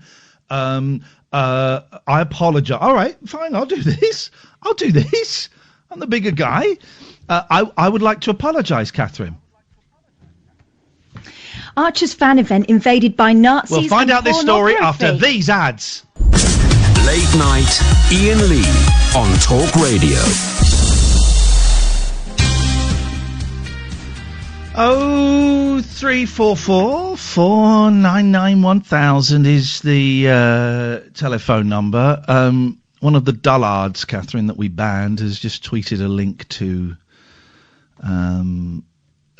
Talk Radio. See if you can, well, no, saying that the COVID-19 came from a lab in Wuhan. He's got evidence. Research, is it? He's got evidence. He's got the evidence. He needs to give it to the authorities. Well, he won't be giving it to any. Let's just say he won't be giving it to any actors, because those scumbags don't deserve any help while they're out of work, and they should get proper jobs. I see. Tell us about the Archers. Tell us about the cuddly wuddly Archers. I will do. An online video chat for fans of the Archers had to be abandoned after being bombarded, Iain, with pornography and Nazi swastikas. Oh dear, I like one of those things. The Dumpty Dum podcast, named after the refrain of the soap opera's theme tune, thanks BBC for over-explaining everything, discusses all aspects of the programme, like a podcast about the Archers. And to cheer up listeners during lockdown, host Royfield Brown organised a Zoom call which included a surprise appearance by actor Terry Malloy. But as it turned out, that was not the only surprise. A gentleman who was at least 60 decided to pleasure himself in front of the massed ranks of Dumpty Dummers on Zoom, said Brown, he was Dumpty on the Dumming latest away, edition of the unofficial fan-run podcast, which for the past 6 years has enabled enthusiasts to discuss the latest goings-on in the fictional village of Ambridge. I mean, they're exciting episodes. Yep. There was all manner of pornography thrown up and Nazi swastikas, and I was called the N-word repeatedly. All of this was witnessed by Malloy, who plays Mike Tucker in the world's longest-running drama series and who had been happily answering fans' questions. The BBC, who declined to comment on the incident, recently revealed The Archers would have its first coronavirus-related storyline in early May and feature fewer interacting characters sharing more of their private thoughts with the listener. The video conferencing app Zoom has come under increased scrutiny as its popularity has risen during the pandemic, and last week a representative told BBC News it takes users' privacy, security and trust extremely seriously. I'm not sure they could have known that the 60-year-old guy was going to find it quite as exciting as he did. Well, Brown said the mistake they made was to put a link to the meeting all over social media, meaning anyone who saw it could join in. It was a It was a teachable moment, as our American cousins would say, he said. Number one, there are sad people out there with nothing better to do with their time than listen to the Archers. Oh, no, sorry. Nothing better to do with their time than to ruin things for other people. And then there is don't go plastering your Zoom link all over Twitter. He's undeterred, however, and they'll try the meet again this Friday night with better security. Those who want to take part will have to send a direct message to secure the password. It's unclear, though, if Terry Malloy will be back. Well, but you can, because I did Zoom lunches for a bit until I lost the will to do anything creative or useful to society. But the host can boot people from Zoom meetings. Yeah. Oh, should we do a Zoom meeting now? Maybe he didn't know that. Oh, that would be lovely. Let's do it. I don't know if I've got it on this on my lappy. Let me install it. Let me install it on my lappy. Go on. Maybe he invited that old man. Well, no, but maybe he didn't know that he could have booted him off. I mean, it sounds like the fella managed to. Well, yeah. Well. But what were the Nazis? Oh, although I bet it's quite a lot of right-wing people that listen to the Archers, bit of old school, because it's very, very white, the Archers, very white. No, it's that thing we talked about, and we talked about this last year, that there is a vocal, I'm hoping, minority online who think that stuff is funny. I mean, which stuff exactly, before I get myself in trouble here? Yeah. Well, the N-word. They know that is offensive, and they. No, that's not funny. No, they like dropping that stuff. There's a lot of that. That's kids. Yeah, exactly. That's kids who've gone so far away from it that they've forgotten why it was offensive in the first place, and they also know that we find it, as they would say, triggering, annoying, offensive. I've forgotten my Zoom. What is my Zoom password? We'll do a little Zoom meeting, shall we? If anyone wants to join. We've sent an email with your password. Okay. Whenever someone says, "Oh, we sent an oh, there it is." Okay. I've not. Is House Party still going? Is that a thing? I haven't tried that one. Well, we're friends on House Party. Are we? Yeah. We're friends on House Party. Okay, well, we're friends on House Party. Maybe we set it up when we heard about it and then went to Zoom instead. Yeah. Okay. Just entering my password. I'm not telling anyone what my password is. Because I've got to be frank. Shut up. Shut up. It is, isn't it? Don't tell everyone. 03.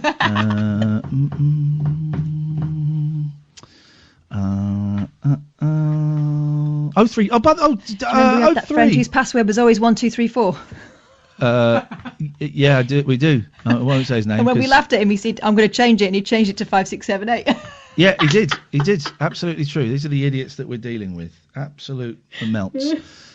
Continue. Right. If you're on Twitter, I'm going to start a meeting. I don't want any Nazis, but I don't mind a little bit of masturbation. But I don't want it. No, I don't. I don't want any. I mind.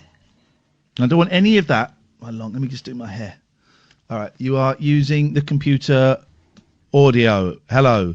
Okay. Well, I can't remember how you do it now. How do I share it? How do I share? One participant can share at a time. All right. How do I? Okay. Well, where's my meeting? Here we go. Right. Here we go. We're going to do. Are you going to tweet meeting. it? Yeah, of course I'm going to tweet it. I just want to set something here. Well, no one's calling in, so we might as well. If I do that. Okay. Right. Okay. So I'm going to tweet this. Kath? What could possibly go wrong? Yeah. Okay. Is that done button working? Yeah, it's working now. Come join me for a Zoom. That's like a fun name. It's a fun name. I've tweeted the link. Let's see. Fun. Let's see what scumbags turn up. Oh dear! It's Friday night. And I just got paid.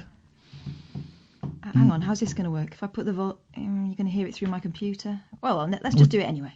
Okay, well, there's someone... Okay, right, well, there's someone with the name Mo Lester that's trying to join. Oh, I get to admit people, so I can admit people. Well, Mo Lester... Mo Lester. You are not being admitted. It's as simple as that.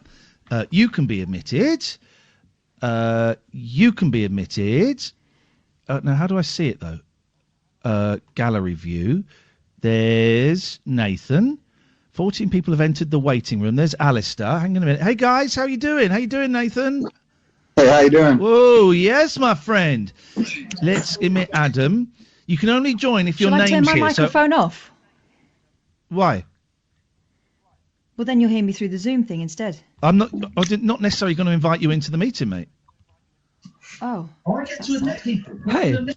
Hi, Ian. Hello, everyone. Hang on a minute. Yeah, Kath, you turn your microphone off there. Admitted, it's as simple as that. And can you, if people are listening, turn your radios off, guys. Lights off. Thank you. Oh, let's. Oh my God. Okie dokie. Okie dokie. Don't no. There we go. There we go. We can. I gotcha. I gotcha. I don't know how to get rid of this. I mean, it's a great Adam. There we go. He's gone. He is gone. My. Adam is gone. I apologise to everybody. I apologise to Nathan. I apologise to Alistair. Oh, actually, I don't apologise to Alistair. It's probably the best thing he's had. Elliot, you watch it. Don't you dare, Elliot. I swear to God, because I know how to do this now. I know how to do this now. I know how to do this. Boom, gone. Yes, man. Yes, man. There we go. Decent radio show, yeah. Sorry? Who said it's a decent radio show? Right, so we got... What happened just now? What happened just now is that someone decided to show a little bit of a bluey. It was a very raunchy bluey. Oh, hello, Franna. Whatever happened, it was awful, wasn't it? It was awful, Alistair. It was disgusting. It looked terrible. Yes. Hello. How did that happen? That was very strange. I'm not telling you how it happened, you Paul, can because screen share. Don't tell him how it's happened. When mummies and daddies Which is love why each other very much, that's when it people happens. do that. Okay, we are having a Zoom. Ian, we can't hear you because your mic's muted. That's maybe deliberate. Okay, there we go. All right, my microphone was muted. That's fine. That's fine. All right. I'm new to this as well. You're allowed to. Right. Who have we got here? And I know how to boot people immediately now, so there'll be no more blueies on here. Unless, I don't know, Franna is there in the corner, and maybe Franna and that gentleman, they might be going for a live one. I don't know. Franna, can you hear us? Franna. Why are you taking your glasses off? We just saw you with glasses. Putting them back on. Franna!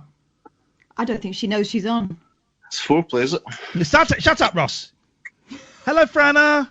We can't hear you. Okay. This is not working as well as it should be. Should we talk about the Archers? Everyone's there at the same time. Oh no! Someone's going to play something rude. Right. I'm ending this. You can swipe away your screen, though. No. Oh, God, what's going on? Make it... Oh, God, I don't even know how to get... I don't even know... Right, that's it. Goodbye. People, Catherine. People. You can't do anything nice. People. Aren't people disgusting?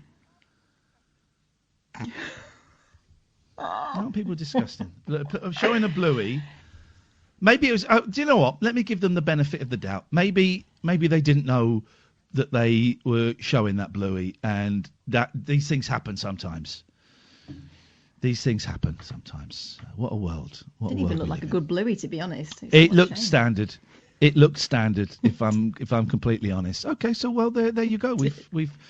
We've established that was the video equivalent of straight to air, and I just don't think technology is up to it just yet, Catherine. Don't think technology is up to it just mostly yet. because people can't be trusted. No.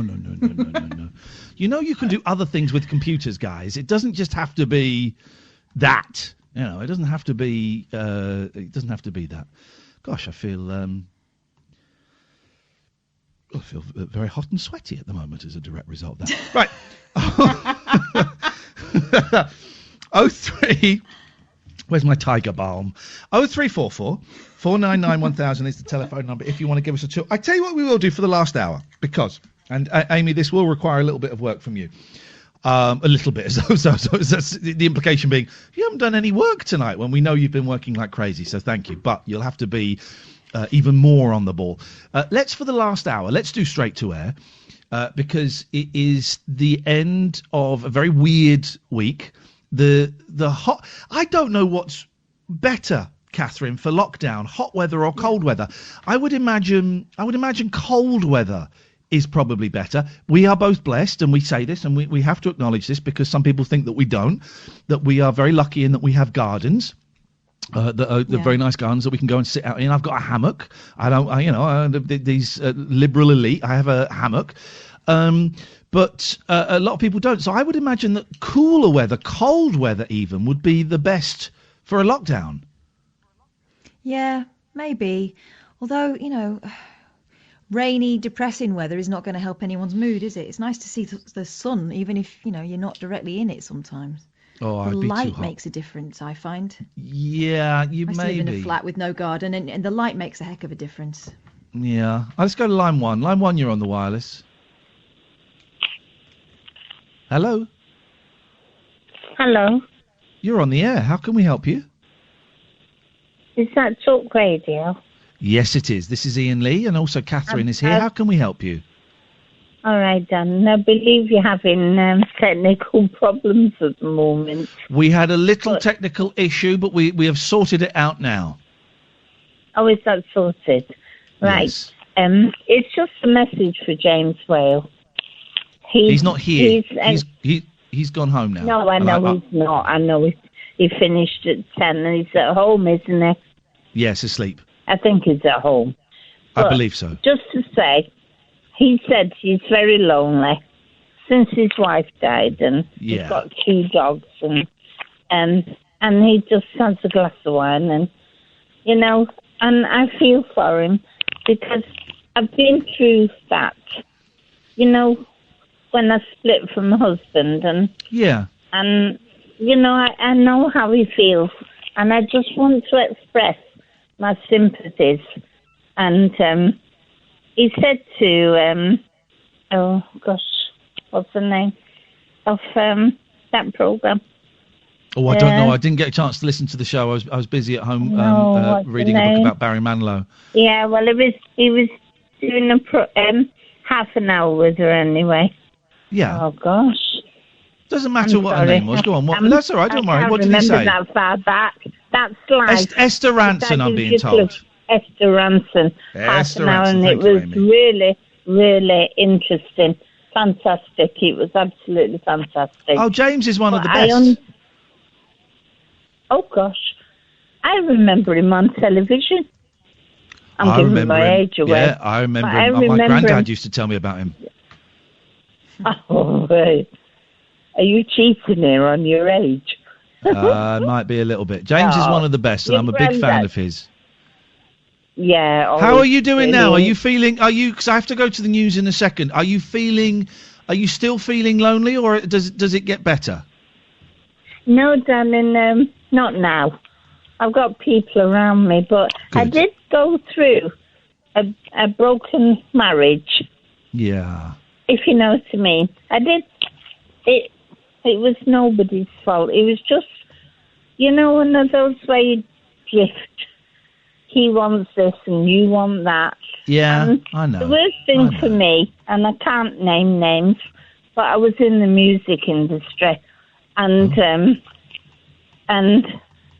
with big names, I was. Yeah. And then I formed a rock band, and I was on BBC television. Oh, blimey. And you're not Susie Quattro, are you? Men and Motors every night for 5 nights a week.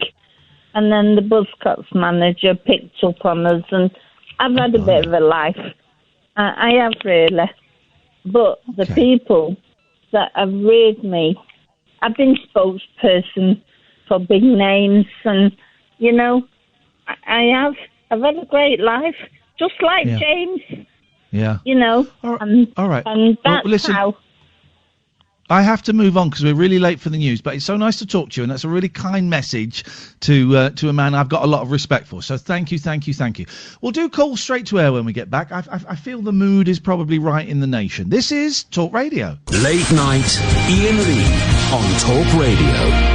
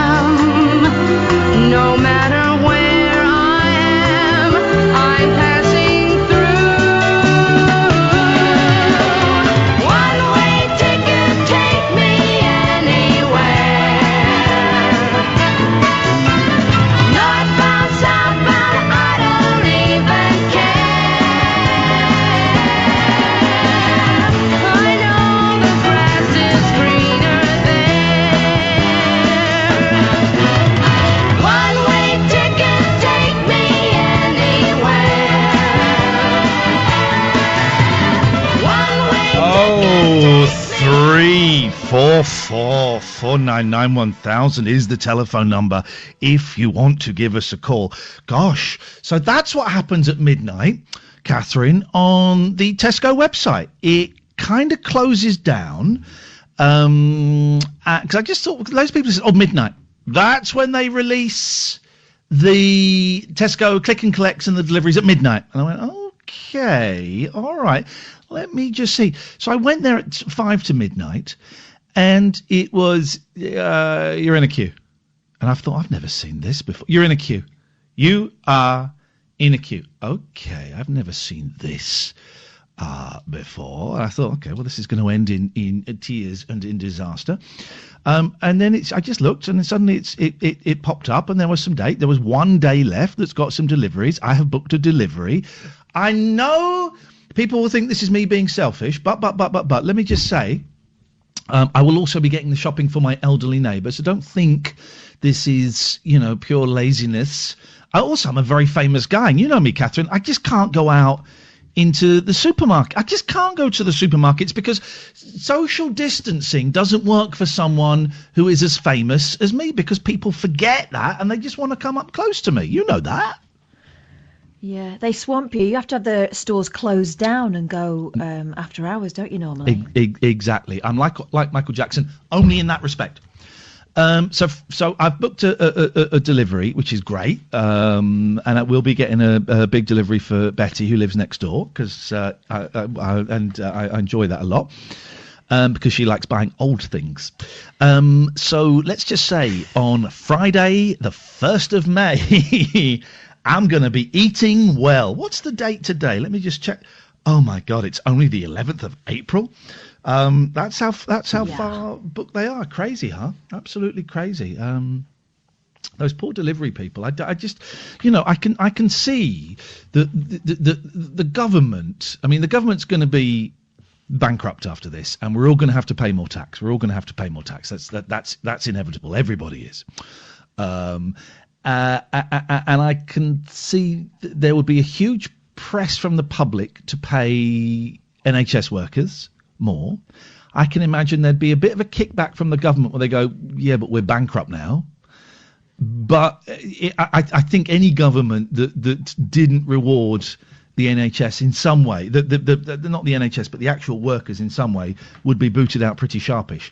But the same does not apply to the Tesco staff and the lads. And it has been lads primarily. I've never seen a woman doing it. I'm sure they do. The people that do the deliveries and all of those things, they won't be getting a government, kind of bunk up. Bunk up's the wrong phrase, but they won't be getting anything. That'll be down to Tesco and Asda and Sainsbury's and Ocado and all of that. And what are they going to do? Give them 50 quid voucher or something? Yeah, it's. I mean, there's a whole host of people who need more recognition for the work they do, and we're finding out exactly who the essential workers are in this country. And as you said earlier on when we were talking to Cary, for a lot of people, they're the ones that got overlooked in the past. I wonder whether things will change for them in the future. I hope they will. I kind of doubt they will. Yeah, it's lousy, isn't it? I don't think the change is going to be as profound as a lot of people are hoping. No. Which is a shame. Exactly. I mean, one of my aunties got herself a job in Morrison's because she was retiring from her main job. She thought, I'll do something to tide myself over. She's found herself on the front line. It's crazy. I know. 0344 499 1000. Last night of a really weird week. Martin Kellner's on after 1 o'clock, I should say. We're not shutting down with the laughs come in a slightly dour fashion, but we're always good to listen to Martin, who will talk you, ease you. Martin Kellner, easing you through the night. That's all right, isn't it? Well, he can have that, Martin. You can have that. Take that. If you've got a blank tape, I'll do another one for you. I'll fill the blank tape up. But so we'll take calls straight to air because the vibe is strange. Amy, if you can hover on the dump button and if I thank someone, that means we are moving on to another line. You'll get it. I'm telling you as though you've never done this show before. For God's sake, you're probably better at this rubbish than we are. Let's go to line 2. Line 2, you're on the wireless. Hello, Iain. Hello, Catherine. Hello, Jim. How are the pussies? The two of them are asleep. Well, Patty is asleep on the sofa. George is staring at me. Very weird. I don't know where the girls are, but Patty has got this gorgeous habit, is if she can't find me or her brother, she starts crying. And you have to go, Pat, we're up here, darling. And then she comes up and finds you. I love it. Lovely. And Willow, Kath?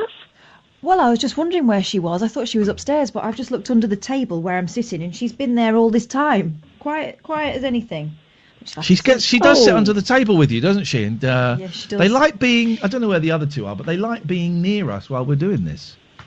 Yeah. Oh, that's because Willow's not all that struck on Kath, is she, really? Well, she plays her up, something rotten. She's not super cuddly, but she likes to be around me. Oh, she likes to be around you. I thought she just sort of tormented you and played you up and teased you. She does tease me by looking so cute and not being cuddly, not wanting to sit on my lap, but she'll sit next to me and let me stroke her and stuff. It's all very much on her terms, but I think she's hilarious. Well, yeah, that's cats though, isn't it? Very much on their terms. Yeah. Yeah, I used to have 5 at one time. No, I'm not allowed to have any at all. Yeah, I keep thinking 4's great, but maybe... But maybe I could get a 5th one, and no more cats. No more cats. Well, you've got room for them. You've got room for them to play and everything. I'm not allowed them because I'm in a flat with a shared garden. I mean, my neighbours complain about our dogs, never mind cats as well. Oh, dogs are horrible, though. Dogs are scumbags. No, they're not. Yes, dogs mine aren't. Anyway, the reason of the call was your Tiger Balm oil. Yes. That took me back to when I was 13, which was, 1965? Jesus Christ, when you're old. I know. It's terrible, isn't it? Yeah, we used to live in Singapore because my dad was attached to the Ark Royal in the Navy. Yeah. He was a shipwright on the Ark Royal. And in Singapore, there was a Tiger Balm Gardens, which was like a very beautiful ornamental park that you could just go in and wander around. And Tiger Balm was really, really big then. It was better than, Vicks and all that lot. But be careful. Why? It sends you a little bit, high. So just be careful. Hang on a minute. Oh, you shouldn't have told him that, June. You know what he's like. I'm surprised he could. Hey, you're driving me crazy. To be honest. He's off. Oh, yeah. We've lost him. Baby. Baby, I love the way you drive me crazy. Baby, I love the way you make me mad. I want to make love to you. Can we do it 1:45? I'm making love, I'm high on Tiger Balm. There we go. I suppose so. I haven't got any Tiger Balm, though. Okay, well, you're not having any of my stash, June. Thank you very much. 0344499 is the telephone number. Never tell a junkie that something can get you high, because even if they're clean and sober, they go, I wonder. Let's go to line one just disappeared. Let's go to line 3. I thought it was very telling how quickly it went from I'm high as a kite to you're not having any of my stash, June. I mean, yes, that's the standard. Line 3, you're on the wireless. Hello, Ian. Hello, line 3. Carl. Hello, Carl. How are you doing? None of your business. What you got for us? I make a suggestion for a guest. Oh, yeah. Okay, go on. Don't mind. You're a big fan of Arthur Lee. Oh, I've danced with Arthur Lee, yes. Well, Arthur Lee, when he came to Liverpool, he had a backing band called Shack. Shack. Do you know this? Shack. Is it Lee Head or something? Is that his name? Michael Head. Michael Head, that's it, yeah. Well, that was his Shack. That was his, when he came to Liverpool, that was his backing band. Yeah. I saw him with Shack in London as well. Oh, have you seen that? You already know this? Yeah. Oh, you already know this, then. I'm telling you information you already know. Oh, but have you listened to the album. There's an album out.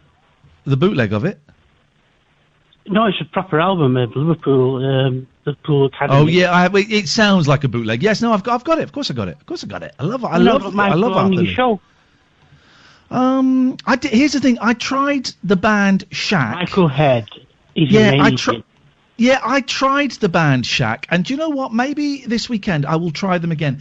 It didn't really work. They didn't really work for me when I tried them. They were great with Arthur. He's on his own now. Oh, is he? Michael Head is on his own now. Okay. Michael Head and the Elastic Red Band, is it called? I don't know. You're educating me. Well, all right, Carl, thank you for that. 03444991000. I'll consider that. But, Catherine, I think you know what that means. Let's go to line 4. Line 4, you're on the wireless. Don't talk to me like that, you pillock. Shut up, my friend. Shut up, my friend. And listen to me. Ready from the lead. Highway B. That's the way it is. 903. I'm Howard Hughes. Thank you very much indeed, Howard. Let's go to line. Never heard him speak like that before. It's that kind of vibe, though. I found out this week that Howard's from Liverpool. Did you know that? He's never. Yeah, he is. He's from Liverpool. Let's have line 3, and then we'll take a little breaks. Hello, line 3. You're on the wireless. She's on fire. Hotter than a fantasy. Longer than a hard wire. She's living the world and is on fire. Filling cat's fries. but she knows she can fly away. Oh, oh, oh, she got my feet on the ground, but she's not burning it down. Oh, she got her head on the clouds. Thank you very much indeed. This is a great straight-to-air, dear listener. More of your calls after this. Late night, Iain Lee on Talk Radio.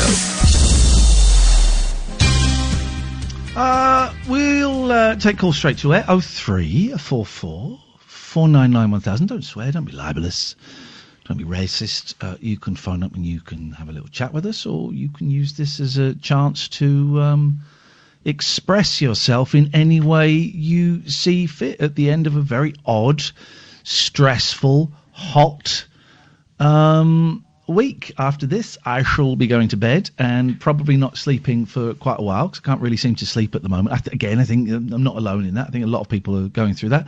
And then I will probably wake up about 8 o'clock, Kath. That seems to be the pattern. I've lost my eye mask.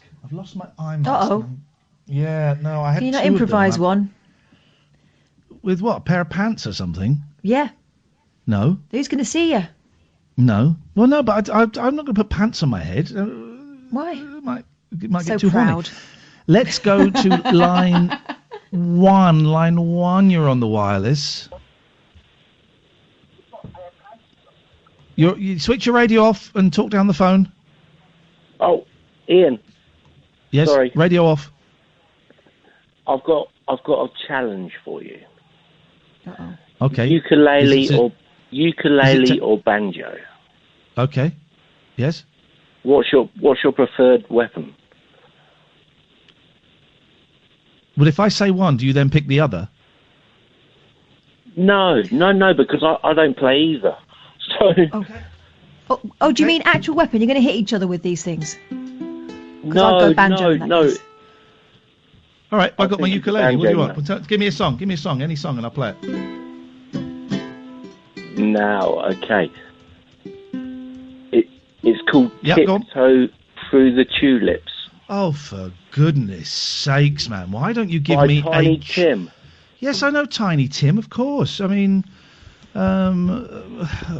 why? It's a bit abstract, though, isn't it? Is it?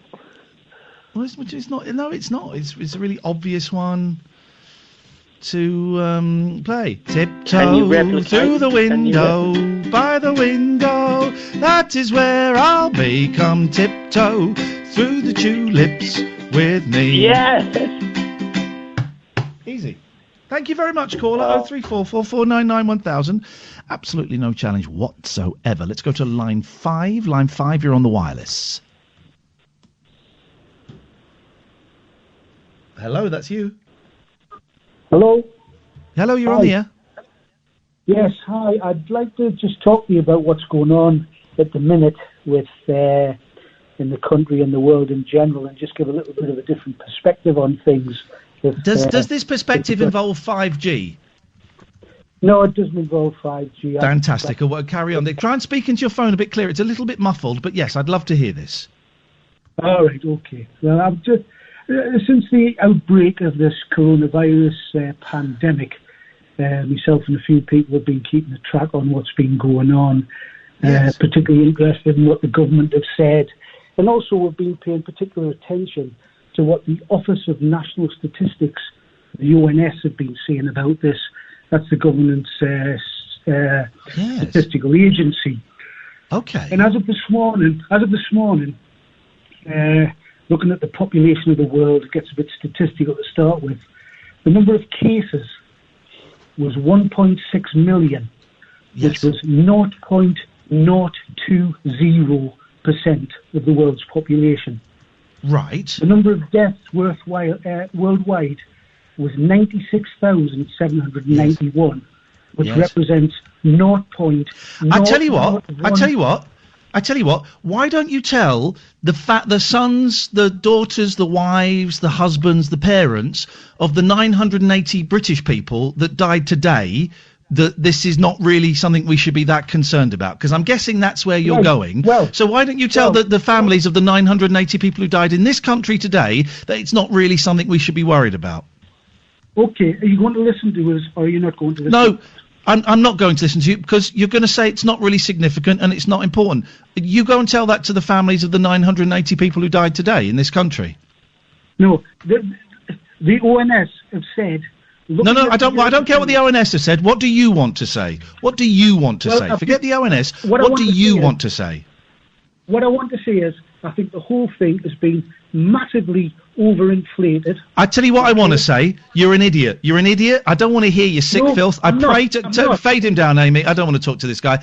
I pray that your family don't get this. I really hope that your family don't get this. There's no irony, there's no sarcasm there. I really hope your family aren't touched by it. And you go and tell that to, say, the 980 people that died in this country today, that it's all being played up a little bit, and it's not actually that serious.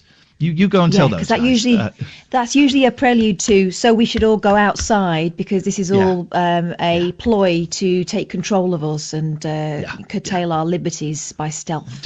Dude, you go and carry on reading those stats. You sound like a real fun guy to be hanging out with. Let's go to line 1. Line 1, you're on the wireless.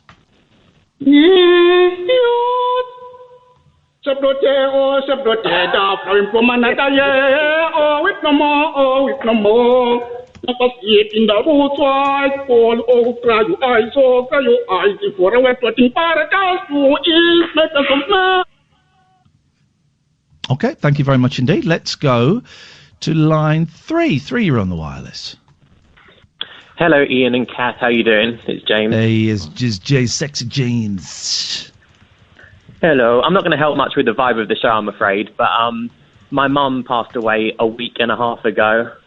Mate, so sorry. I'm sorry, buddy. We knew she was poorly. How are you doing? I'm good. I mean, she wasn't in a good way before. We're not sure if it was coronavirus related. And I was caught.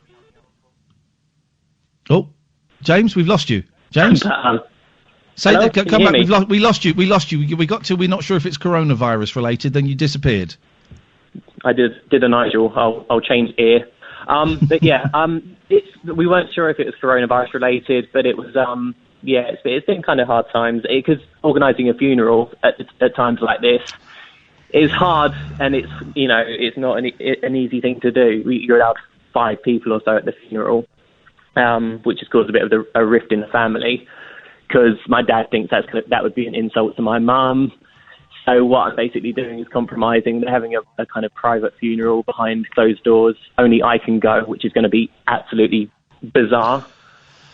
Wow. But it's one of those things. And so, as I said, don't know if it's coronavirus related. So the last call, I was calling up before him.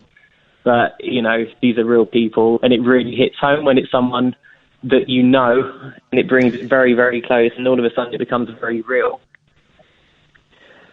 So that's the important thing. You're right, and I'm gonna steal that from you and use that at the other people that will inevitably phone me up and say, well, but statistically, these are real people.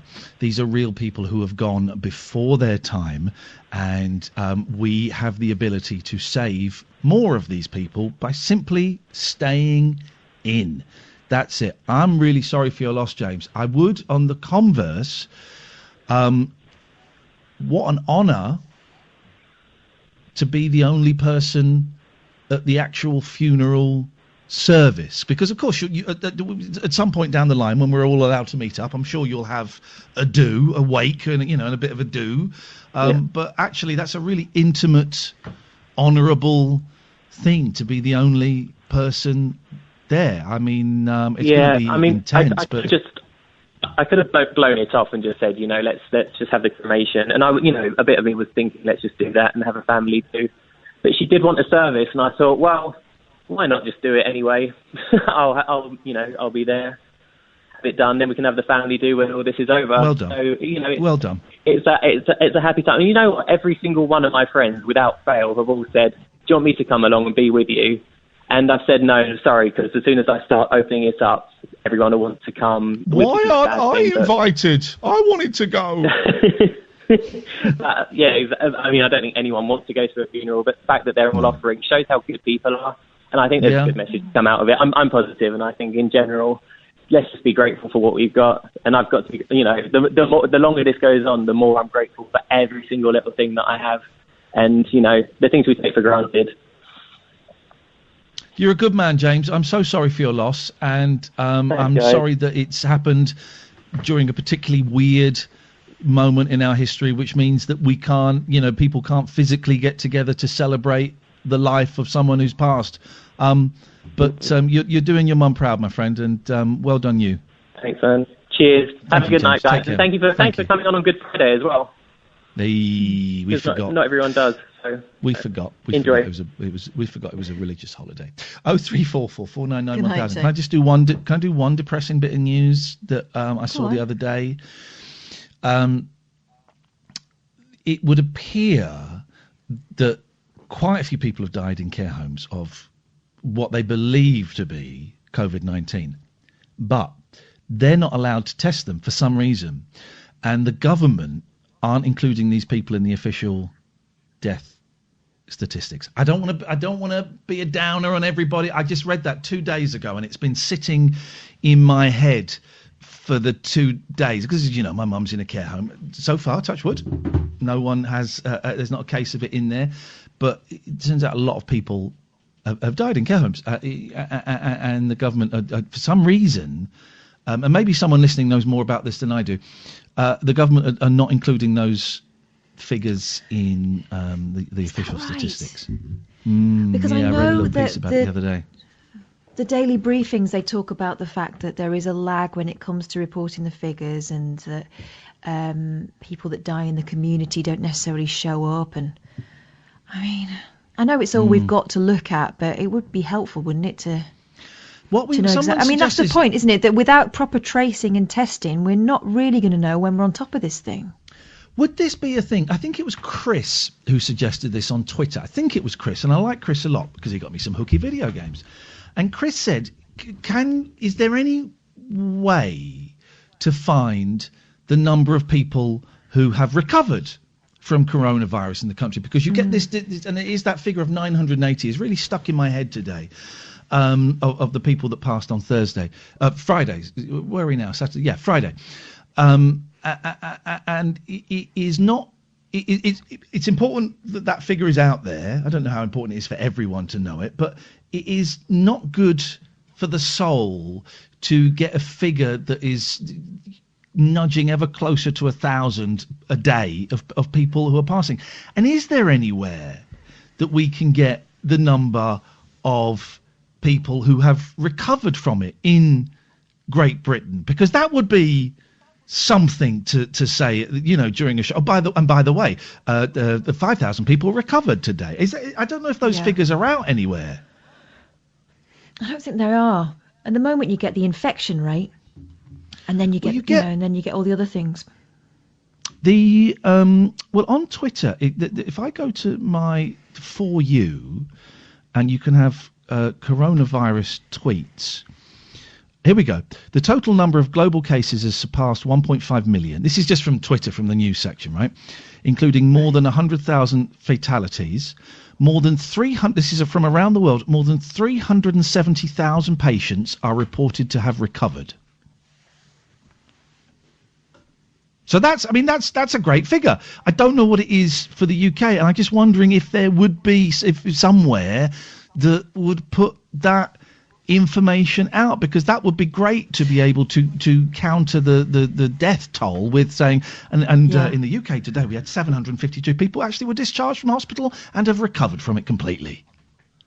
You're right. Let's have a look over the weekend. Let's see if there's something. I don't know if anyone's listening who can point us in the right direction, because I don't know if that would be helpful or not. I don't know if that would counter. I don't know if the figures they have are that precise, because you've got a lot of people who are identifying with the symptoms but aren't being tested. Do they count as people who have been infected? People that have called 111 and reported symptoms and have been told to nurse themselves? All right, then. Well, can we do the number of Hollywood movie stars and politicians that have recovered? Because those stats must be out there, because those are the guys that are being tested, apparently. Let's get them. Let's take another call. Let's go to line 2. 2, you're on the wireless. Hello, is that me? It is, yes. Sorry, Ian. Hello to you, Kath. Sorry, I'm a bit nervous.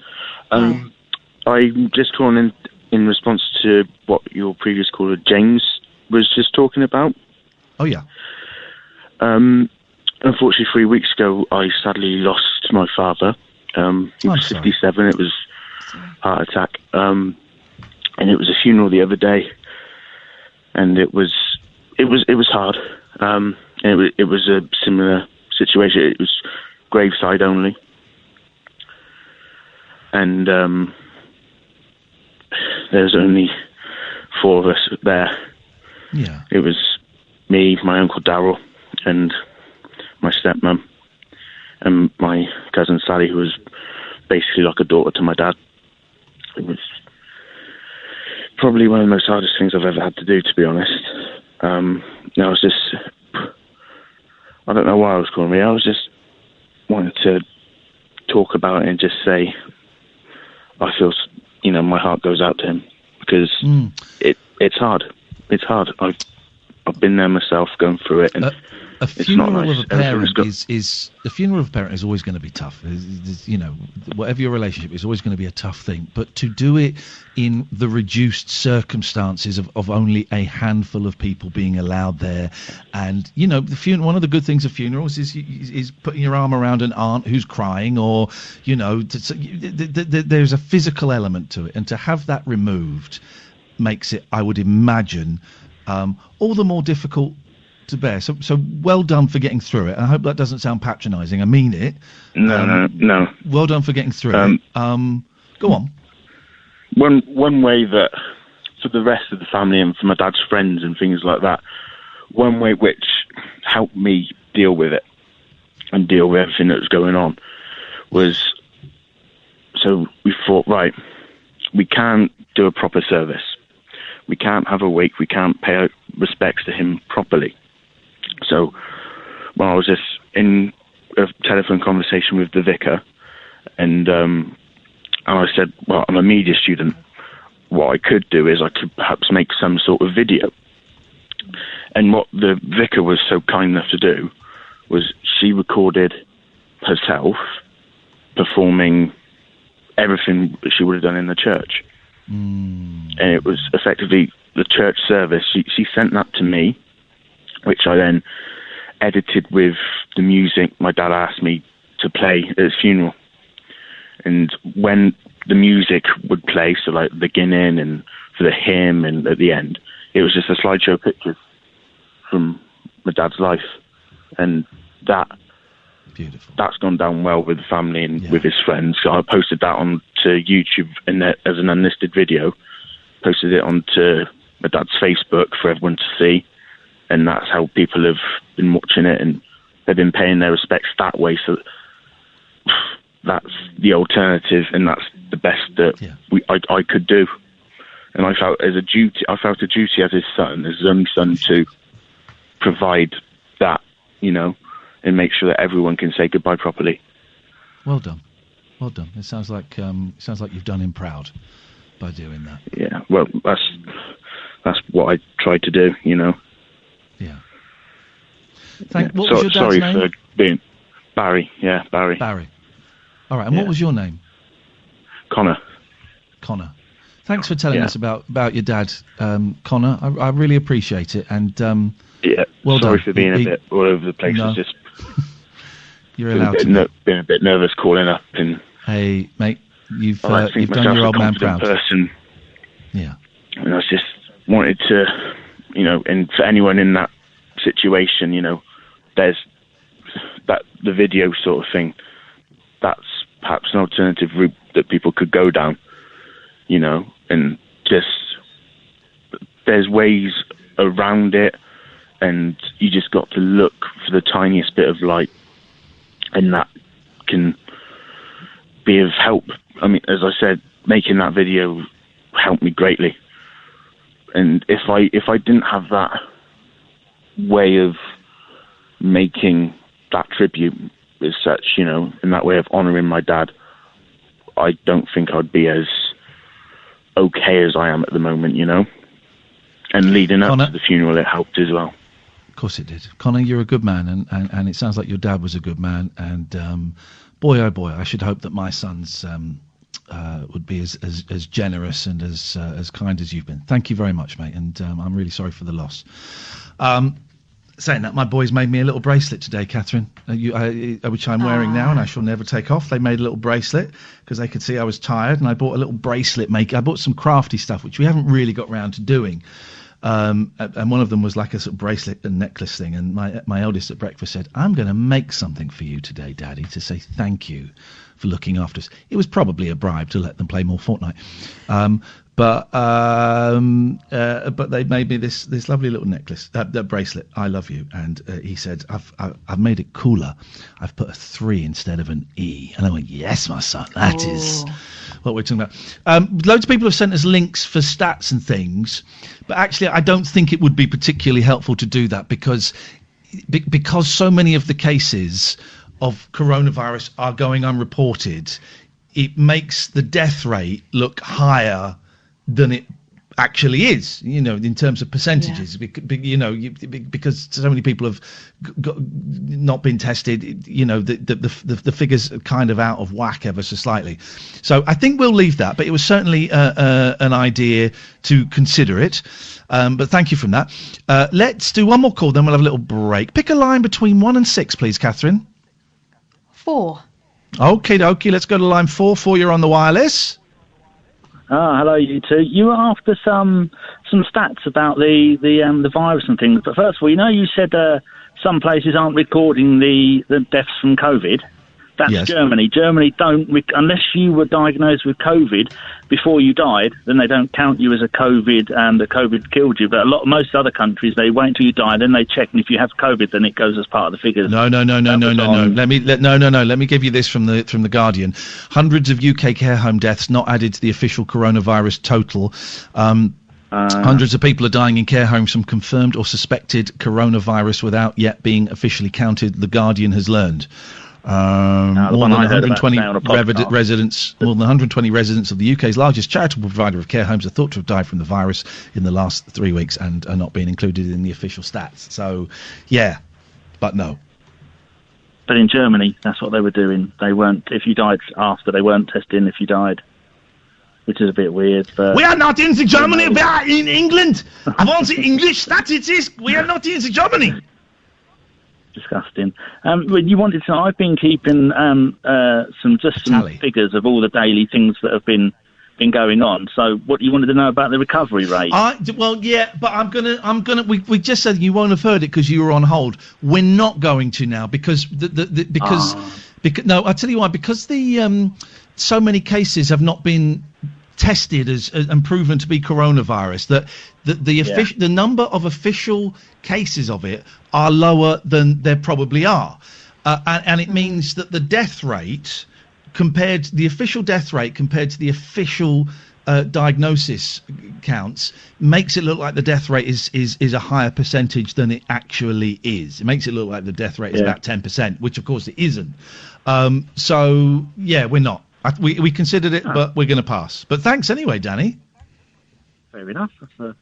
Didn't have to explain it. But games, I'm playing 2 Point Hospital. Have you tried playing it yet? You're playing what? 2 Point Hospital. It's the sequel to Theme Hospital. It sounds brilliant. It is better than brilliant. I'll tweet you some pictures of my game. It's magnificent. It's really easy and it's fun to play as well.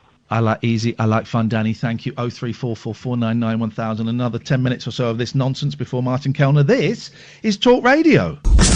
Late night, Iain Lee on Talk Radio. Connor, who we just spoke to about his dad Barry, has just sent us a very nice tweet. It's nice to put a picture, a face to the voice. Thank you very much, mate. And it was a lovely call. You did yourself very, very proud there. Let's take some calls straight to 03444991000 is the phone number. Don't swear, don't be libelous, don't be racist, guys, for goodness sakes. What's going on? What is happening? Oh yes, I will break bang on 5850 Amy. There's no need to even say please. I will do it. I will hit that news bang on. What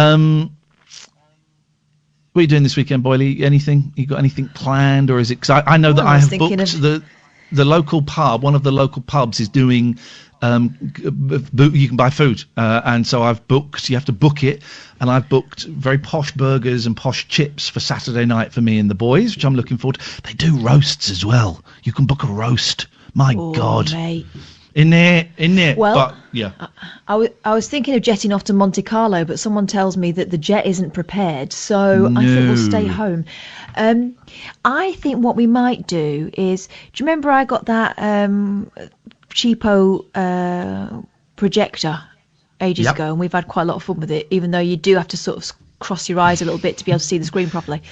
I'm thinking I might stick a screen at the bottom of the garden if the weather is nice, and we'll try an outdoor cinema experience. But you've got to do it at night time. Well, it's the weekend. You can stay up late. Yeah, but it gets late. It gets dark very late now. The clocks have recently changed. I don't think you've thought this through, have you? All right. Well, let's see. We might do it. We might not. We might do it indoors. I really miss you, Boyley. I really miss you. Oh, we're losing you. Look, the line's going. Your line's going. What's happening? You kidding me? No, I'm not. Switch off the Wi-Fi on your phone. It might give you a little bit of extra bandwidth. You reckon? Hang on. I don't know. That's what I do. That's what I do when the kids say they can't play Fortnite, and I turn the Wi-Fi on my phone off, and they seem to go, "Oh, it's better." I don't know if it is better or not. Oh, now you're going a bit Dalek-y. Amy, hang on a second. Amy, am I sounding fine to you, and is Catherine sounding fine to you? Iain, you're sounding fine, and Catherine was a bit shaky, but she's still okay. Yeah, my Wi-Fi's best. All right, let's go to line 2. Line 2, you're on the wireless. I love you, Kath. I really do. And Iain Lee, I love you too. When I clap to so many of you, all you key workers, I love you. And that is my message tonight. Thank you very much. Thank you very much indeed. People, huh? People take pictures of each other. I mean, let's do this. It's an Easter thing. Hello, line 1. Hi, Iain. Hi, Kath. Hi, what have you got for us? So, I called in because you said earlier that if there's any place to find the amount of people who recovered. We have just, I know, no, let me stop you there, because we have decided that we're not going to do that for a whole number of reasons that I've explained twice, so thank you for locating that place. But if you listen back, you'll find out that we're probably not going to do that, but thank you. Apart from that, how's everything going? Good. Considering I'm in lockdown, but yeah.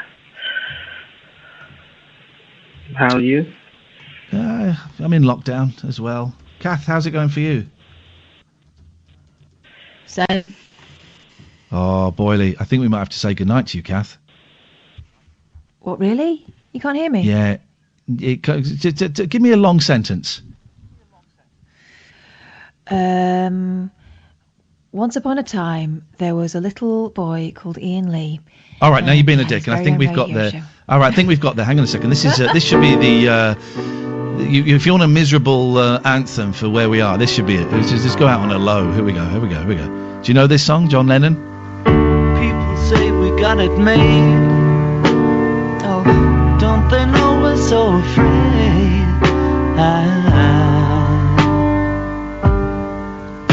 Isolation. There we go. I just want to get that on a hotkey. Oh, blimey. put that on a hotkey. Does he say? Does he say arsolation? He's not singing arsolation. I think he is. I don't think he's singing arsolation, although with.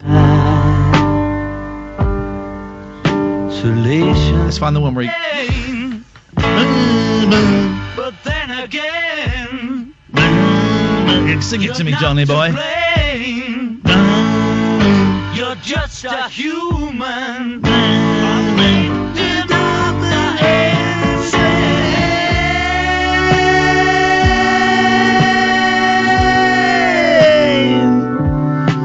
Isolation.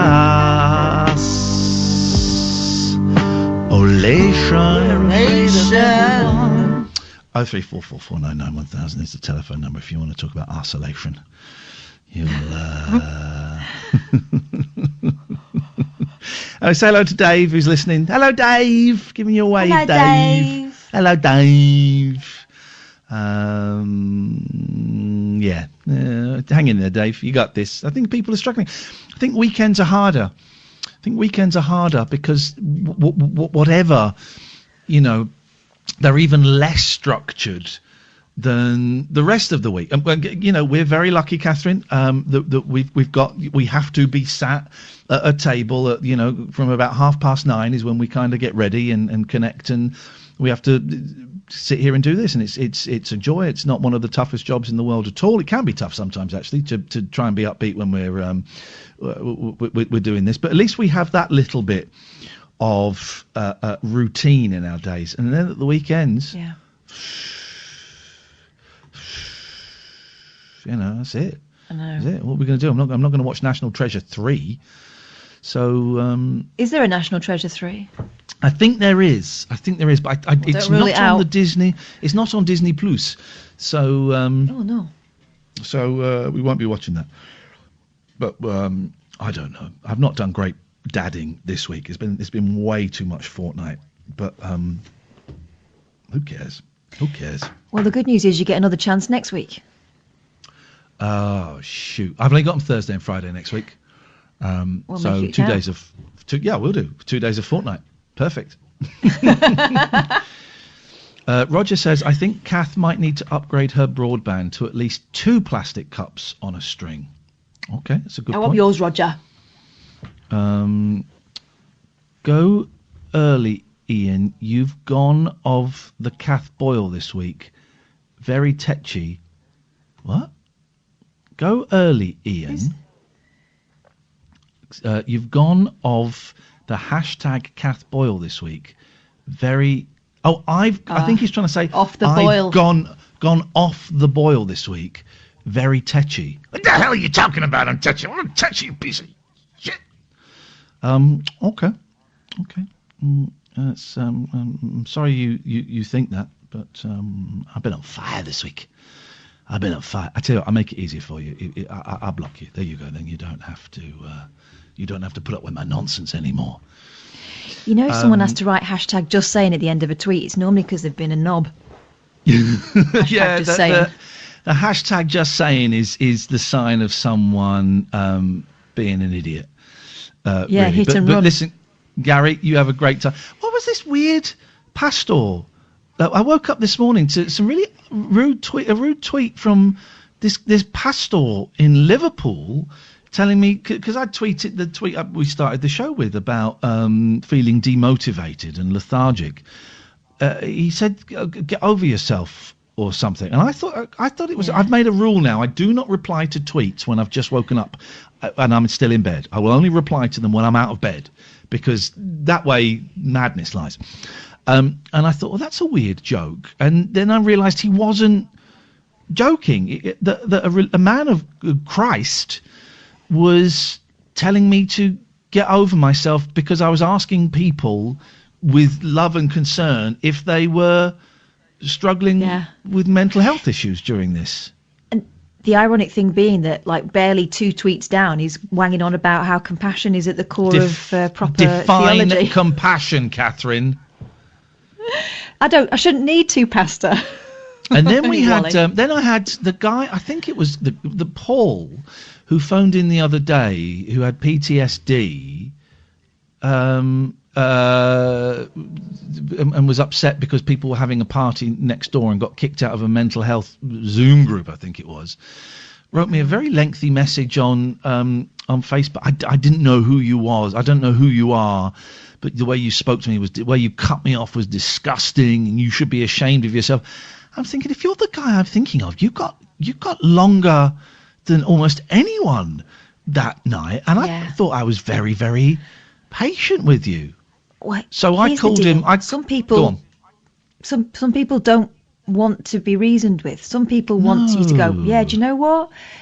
You are the victim. Aren't people awful? Yeah, you should definitely go over there and beat them up, which is what he was suggesting you might do. And so I blocked him. And also, and I get it, these are weird times, but the guy that phones up, and I can't remember his name, and says, can you unblock me from Twitter? And I go, no. Oh, yeah. And he'd phoned up and had quite a long call, and I'd praised his wife for working in a shop. He sent me a message on Facebook saying that I was out of order and that I cut him off and that it was disgusting the way... What? I'm thinking, what? Are you... And listen, I get it. We're in really strange times and it's easy to get angry with the guy who isn't real on the radio when he tries to offer compassion but doesn't say what you want him to say. It's easy to get angry with that guy. But so I blocked him on Facebook, and I'm thinking, I think this is why I blocked you from Twitter as well. Was it Jeremy or something? Right, okay. Listen, I wish these not people... Not the one I'm thinking of. Go on. No, I think I know I'll tell you the name afterwards, but I don't really want to give him any more to moan about, and he will. No, I listen, all of these people that are angry with me, I am a real person. I have kids, and I have feelings, and I'm also going, as is Catherine, we're also all going through this thing together. Yes, we're very blessed that we're working and we're getting paid. Ain't as much as a lot of you think it is, but we're doing very well. Thank you very much indeed. And I wish all of you the very, very best mental health, physical health, emotional health. We can do this. We can do this. We're going to lose some people on the way. We're going to lose some strangers, and we're going to lose some people that are very close to us along the way. But we can do this. All we've got to do this weekend is stay in and save lives. This is Talk Radio. Talk Radio.